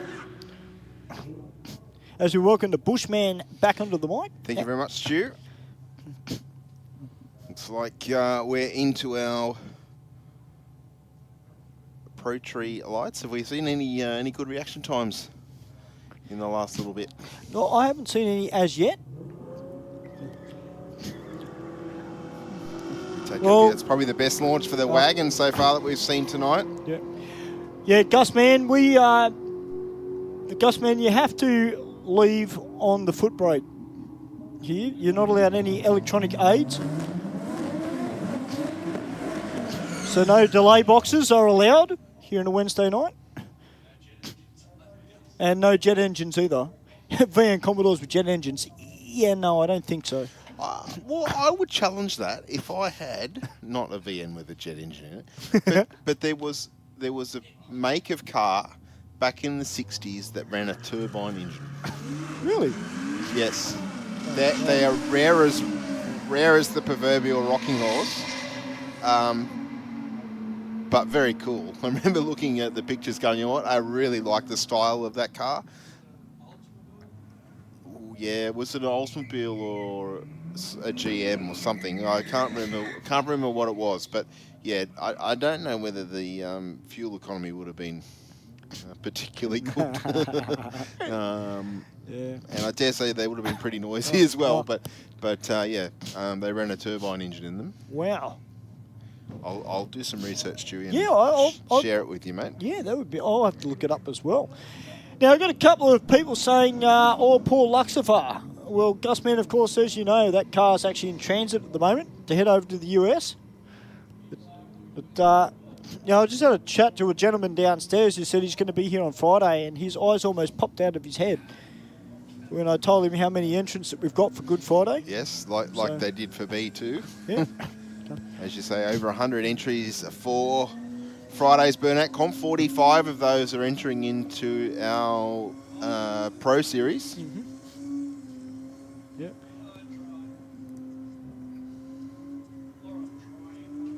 So yeah, it's going to be an awesome day here at Sydney Dragway. So if you haven't got your tickets, guys, I suggest you get them sooner rather than later. We don't want you to miss out on the day. It's going to be a fantastic day here at the track. And I reckon that grandstand is going to be pretty much full on Friday, I reckon. Now, we've got red lights flashing. Not quite sure what's happening down there. What have we got down there? I wonder. Oh, have we got a skibby? Do we? Or it's a bit of a weird one. Yeah, but no, our Wednesday night race for real. I mean, now that we're, because we, with Michael, because what we're targeting the, well, not targeting, but because this is a street car meet, and it's, you know, street registered cars and bikes, the best part is we're seeing a lot more people making the effort to come here to the drag strip, not only just to give Race for Real a go, but there's a lot of new faces. There's a lot of people that are first timers that are starting to come out here and just give it a go. And hey, if they like it, they come back. If they don't, well, at least they can say they can say they've tried it. That's exactly. Stu. And for the entry money to come out and race, it's not worth risking your license doing something silly on the road. You know, and of course here at Sydney Dragway, it's in a safe, controlled environment. The emergency and the ambulance are right there. You're not, if you're doing something silly on the road, you know, that sort of help could be too far away, I'll put it that way.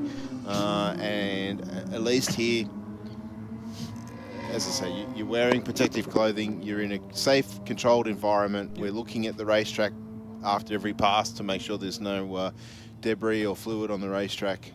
And you get a result. You get a time card to say that your car runs XYZ time at such and such a speed. You're not going, oh, I think my G meter says it does this, or I've beaten you in your Mazda 2, therefore my car's a rocket ship, you know, et cetera, et cetera. That's right. You actually get I'll say certified, I guess you could say, or a tested time slip that says that your car covered the quarter mile at Sydney Dragway in 12 seconds, 10 seconds, whatever it might be. Yep. I can't read that. 1963-64 Chrysler Turbine. There you go. Yep. Thank you, Chad. It was Chrysler. Yeah. And you could imagine the styling cues of mid-60s. Oh, yeah. Yeah, Oh. it was pretty cool. You needed a roof just high enough so the ladies could fit their head in there with the hairstyles back then. Who was that, Chad? Chad, Chad Allen. Did it have a 2-half steering wheel? I think I remember having something strange about the interior that related back to aircraft. I'll have to do some research for you, Stu. Yep. Oh, the Falcon getting very crossed up across the start line. Of course, we prefer that you don't go across the start line. You'll get Billy all upset. Yep. He'll shake the finger at you. Yeah. And Michael, one thing I should touch on as well, I did mention that we have that the reaction time contest is open to street registered vehicles, whether that be a car or a bike.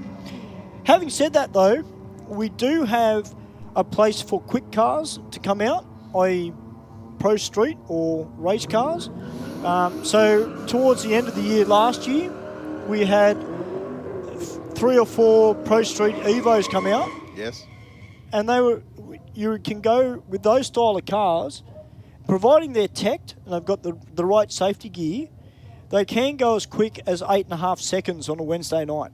Yes. Now, having said that, we don't get a lot of those cars make their way out. They're not plentiful. No. There's plenty of quick cars around, but if we get enough of them, we'll try and group them together. But certainly, it's always great to see cars a little bit quicker than the norm. Yeah. And yes, there are a lot of damn fast street cars here in Sydney. We are very lucky to have the calibre of cars that we do, as we see a 10 and a 12 second pass happen just as we mentioned that, and a 10 and a 12 second car over the quarter mile is certainly not to be sneezed at.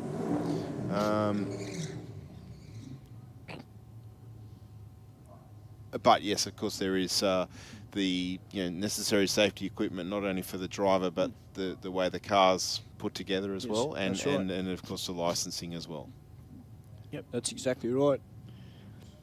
I'll tell you, if you're a sportsman racer, and like Steve and I were talking about earlier in the night, if you're running Street Fighter, it kind of makes sense to come out here on a Wednesday night and practice on the tree. Yep. I mean, Joe Sabello, for example. Joe runs Top Sportsman. He doesn't run Street Fighter, but Joe has done the most amount of laps down this quarter mile here in Sydney, and it shows with his reaction time and the way he operates with his vehicles. And like you said earlier, with one of our track officials who was racing in Street Fighter, Sean Dartnell. Sean doesn't have the fastest car, but he comes out. He sometimes races it on the Wednesday, gets some practice in. Yes. And then when it comes to racing on Saturday, it's already ingrained. Well, I think he did that last week, didn't he? He raced last Saturday. The race meeting was Saturday, but he came out on the Wednesday prior just to make sure everything was okay, and I guess to try and get his eye back in a little bit. Yeah.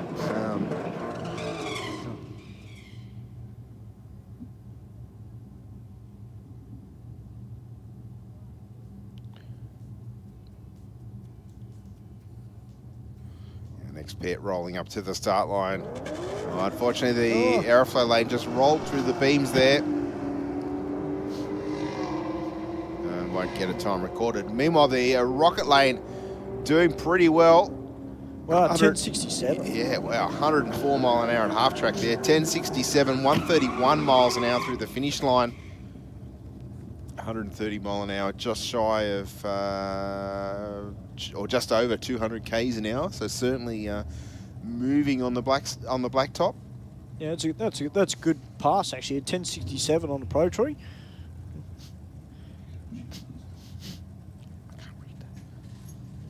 Here we go. Chad said, yes, the centre console was inspired by the design of turbines. Yeah. Yeah, I think I remember seeing it in one of Dad's old car magazines at some point. It has been a while. It had all like with the aluminium where they do the swirl pattern in it, and then they move over and do the swirl pattern. Yeah, I think it had that as well. But definitely a cool car, and as I said, rare as the proverbial. But it's pretty cool that the car manufacturers did that sort of stuff back then, I guess. It's good to see creativity. I guess nowadays we just bag it because it's electric. Yeah, well. as petrol heads. Yes, that's right. I'll stipulate that. But that's not particularly fair. I am pretty impressed how quick some of these electric cars are running on the quarter mile and in their standard form as well, like into the 11-second zone without too much fuss. And to me, that's pretty cool. That is very quick. Certainly a step in the right direction for performance. But Warpig off the line with a 1.59 to 60, and a 1.59 to 60 as well from Brian, but a 10.86 to an 11.15. Actually, this could be one of Brian's best times actually tonight in that car. He went 11.08. Sorry, previously. So nice and consistent on both the Sportsman tree and the Pro tree. As we've got the two Capris down on track. Mr. Capri down there in the rocket lane. Chad said 55 of them made in total, Steve. Wow. Wow. Can you imagine how much that actually cost per car to make? All the engineering and the labour and the design and to build 55 of them. But then I guess if you don't experiment with this stuff, you don't learn then, do you, I guess? But the question I'd like to know, Chad, and yourself, Steve, I wonder if there are any left. Are there any still around? I think in museums there would be. Certainly there wouldn't be. They'd be too valuable to drive on the road. When I was in the US back in 2017, we went to a private car museum up in Michigan, and I think the family that owned the museum, somewhere in the family's past, was a chemist of some form. Oh wow! And obviously plenty of money, and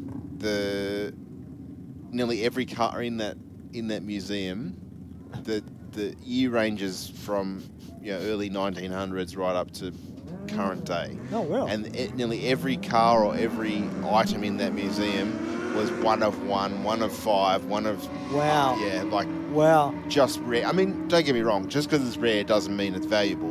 No, but still, it's still rare, right? I mean, yeah. And I think a lot of the collection focused on seemed to be eras around wartime and like the Depression and that sort of thing where the general community was going through periods of plenty of money and then no money. Yes. And it was the companies that were able to change their method of thinking or their design to make the car cheaper to manufacture, therefore cheaper to sell. Yep. They're the ones that actually survived. It was, the luxury cars were the ones that sort of seemed to fade away, and there was a lot of manufacturers that went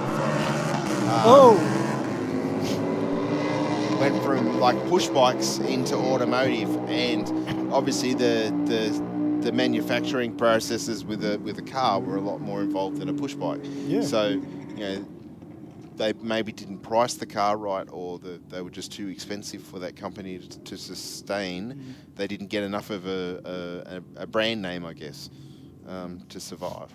Wow. Look, yeah, Gus Man just put that on there. Bargain. 450,000. I mean, that's almost the price you'd pay for a Pro Mod. Almost. At the lower end of the scale. 450,000. Yeah, but I'll just throw out there, and I'm not being disrespectful to our Pro Mod racers. I know a car that would still be worth 450,000 in 5 years' time. If you're looking purely at an investment point of view, it may not be as exciting because all you do is look at it. But still, Yeah, different horses for different courses, Yeah, I yeah. guess. But I mean, 450,000. I mean, that's huge. I mean, if that's 450,000 today, imagine another 10 years down the track. Yeah. What the price tag would be on that car? Probably more because you won't be able to buy petrol, but you'll be able to buy Kero. Yes. Just saying. Speaking about Kero, our meeting director's just made his way into his office next door. I reckon we've got to get the jet cars back here at Sydney Dragway, I reckon. It's been a fair while since we've had the jet cars here. Yeah. I'm trying to remember. It would be... It's a night fire. I don't ever remember commentating them, and I've been doing this for 11 or 12 years. That was the Night of Fire event that we had here, and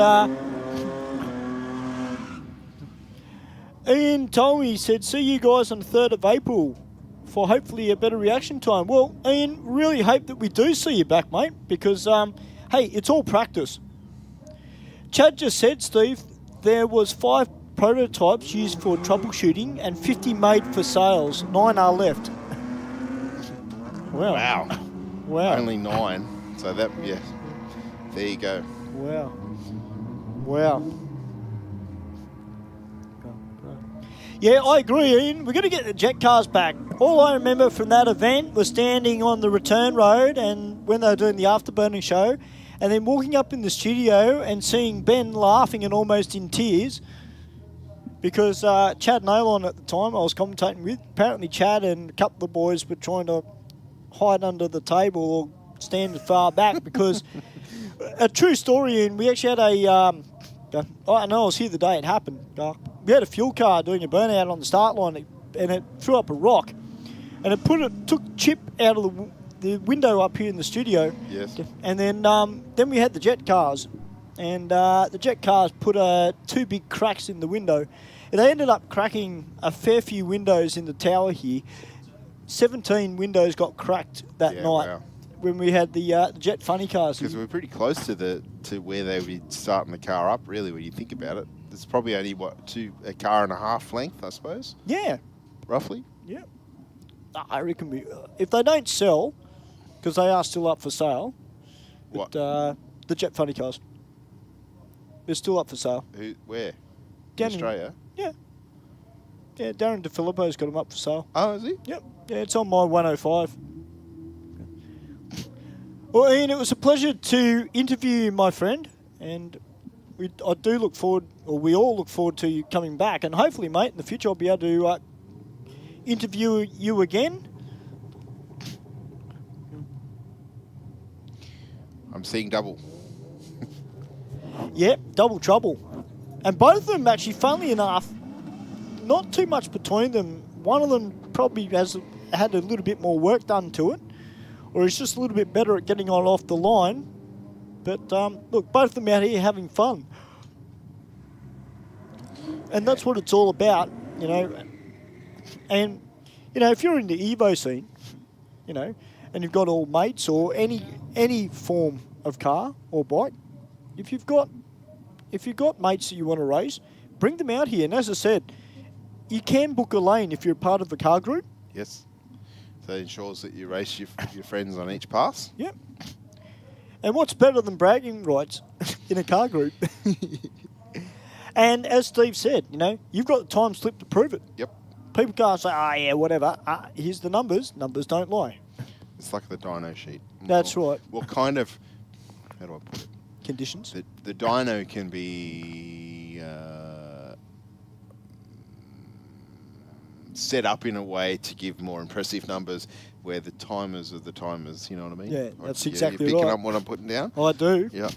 You can make as big a number on the dyno as you like, but that doesn't always relate to a corresponding time across point A to point B. That's exactly right. And, you know, if you're watching on YouTube or Facebook and you haven't been here to the track before, believe you me, there are people that come out here on a Wednesday night and race, and they'll take their cars back to the pits or in the staging lanes, and they will hook a laptop up to them. Yes. And they will be tuning the car. So that's why we do call it Race for Real, because effectively you are racing for real. There's the tuning side of it, but there's also learning how to drive the car to get the fastest time you can. Well, I think you can be as casual or as serious as you like. Really, that's what it comes down to. If you're chasing a number, which we've seen a number of world record times run at the Aeroflow race for real. Of course, the Colano VW's one of those such cars in recent times running into the 8-second zone. Yeah. Now that was a world record for that platform and that ECU and whatever else was I'll say standard in inverted commas on that car. Regardless, it's still an impressive effort to have a four-cylinder into the 8-second zone.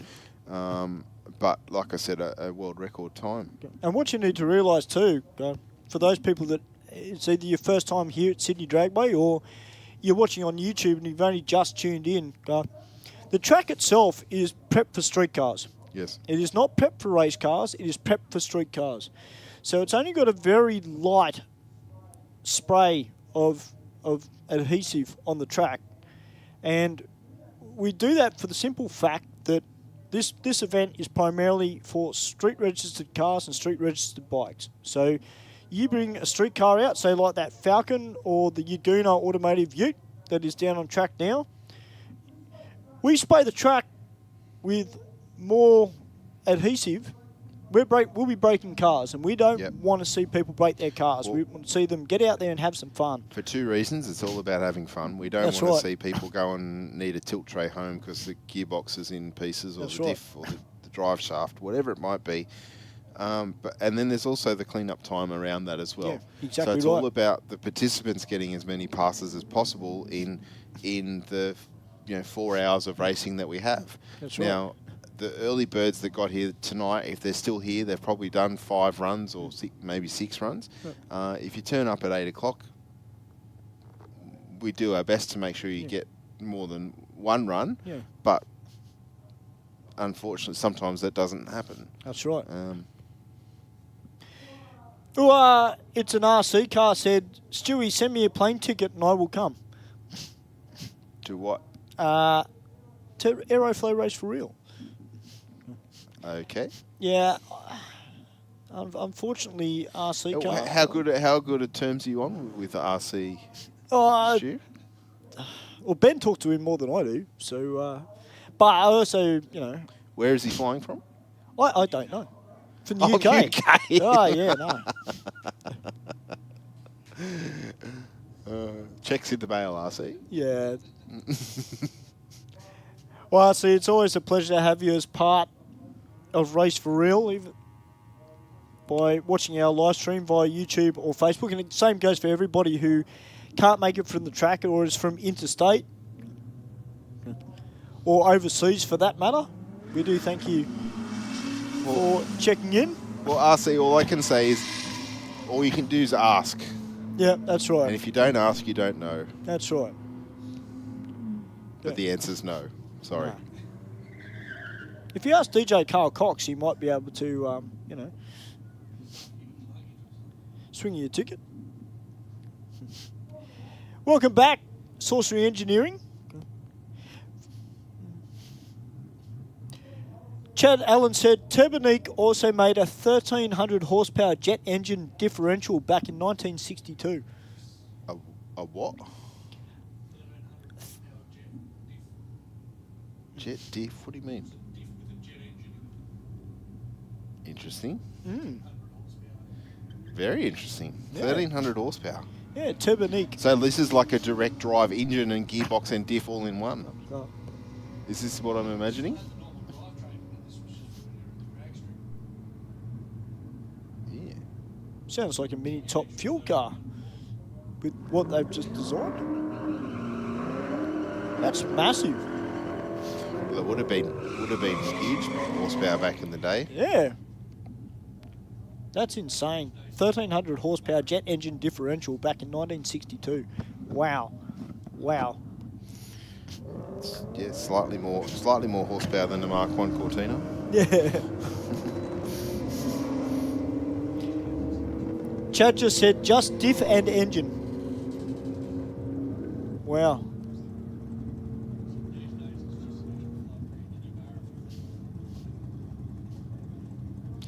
Well, I do say that motorsport and is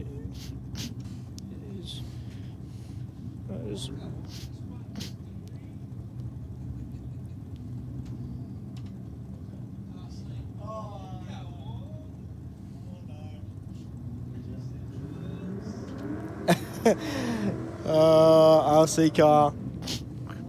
Alright, we got the EP Falcon out there with the High Comp sticker on the rear end. Of course, High Comp, I haven't seen them race for a little while. They bought a car out of Queensland. And they either ran Super Sedan or Top Sportsman, and it was a yellow car, and they put an LS in it. And I haven't seen them race. I know they're busy with work. Well, that's Falcon spinning the tyres. That's not going to help you, my friend. No.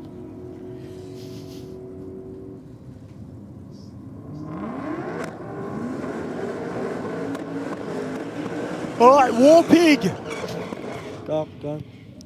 War Pig is out there against iBuild, and iBuild is a very angry sounding black VF Commodore with a set of radials on the rear end. And I was just talking with Sammy Joe and Brian downstairs, and it's amazing how quick some of these radial shot VF Commodores are getting. Well, look at the one in the Rocket Lane, Stu. His best time on the Pro Tree so far is 10.69, 131 mile an hour. Side-by-side race in front of us now. Wow. 10.72 with a 9, 131 mile an hour. To a 10.65. Yeah, wow, that was a good pass. About a tenth of a second between them across the finish line. Chad just said, Steve, it looks like a Speedway quick change diff with a mini jet turbine off the back. Wow. Just think, you could put that in anything. Pretty much. It's not. I assume that the turbine would be somewhat sizable.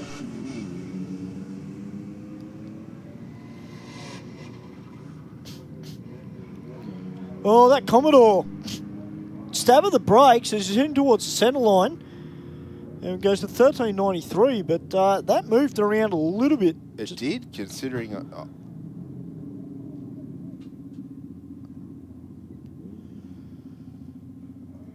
I mean, I understand you want to get the car back in the lane, but jumping on the brakes at that point of the racetrack, yeah, I probably would not be doing that, just personally.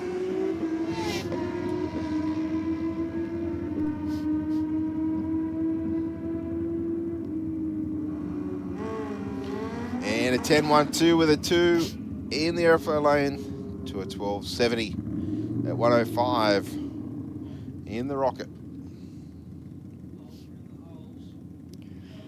All right, guys, well, the poles are in the hole downstairs, which means we're coming to the end of Aeroflow Race Reel for this evening. We got the bikes out, and the bikes have been doing a fantastic job all night. They really have. This Harley that's down here sounds fat. And I'm wondering if this is one of the Harley shop that we actually had out here last week, Darkside Customs. I'm wondering if this is one of their customers. But don't forget, guys, Good Friday burnouts coming up on Friday.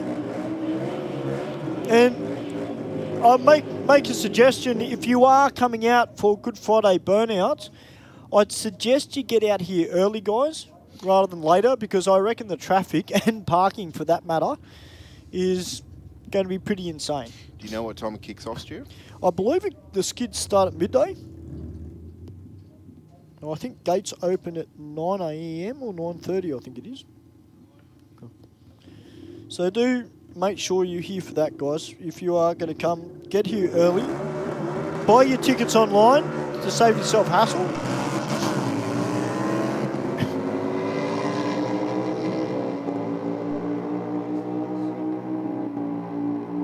Both those bikes a little loose off the start line, but the Harley runs on through for an 11.61 with a 7, 132 mile an hour. Wow. The 60-foot 221, I think it was. Wow, lots of wheel spin in first, second gear there, I think. So, yeah, a little bit less air pressure, I dare say. And I think, Stu, that is the last pair of vehicles down our racetrack here tonight. And I would like to thank on behalf of Sydney Dragway our hardworking officials. Thank all of our participants that have come out tonight to race in both bikes and cars. It's been fantastic to have you. Well done for reaching the magic number. Congratulations to our winners, our winners of the reaction time bonus. I'd like to thank all of our crowd that have come out to join us at the racetrack, and all of our viewers on our live streams via YouTube and Facebook. Been fantastic to chat along with you. Interaction is always appreciated and welcome. I hope everybody has a safe and Merry Easter with the family. If you're on the roads, travel safe. Keep within the speed limits, of course. Yeah, double demerits. Don't do anything silly. Yep. And I think as double demerit start as of tonight, midnight. I think it is tonight. Yep. Yep. So we hope to see you all again here at Sydney Dragway. Stuart, we'll see you on Friday for a Good Friday burnouts kicking off at around midday. Check out the live stream on Saturday, or better yet, get to the venue, live the atmosphere, the tyre smoke, the RPMs, the conrods, the rims, the limiter fingers. Yep. Have a fantastic time. Stuart and I look forward to. It's going to be awesome, and I can tell you right here now, ladies and gentlemen, as soon as I finish here tomorrow, I'll be straight home, get a good night's sleep, because I'm going to need all the energy I can muster for Friday, because I will be firing like a top fuel race or a top fuel funny car down the quarter mile. I'll be running on all 8 cylinders and non-nitro. So look out, ladies and gentlemen. My name's Stuart White. It's always a pleasure to be able to commentate with Steve Bush, one of my favourite commentators, not just for the professional events, but also for Aeroflow Race for Real. Take it easy, everybody. Rock out, peace out, get those limiter figures happening. Good Friday burnouts.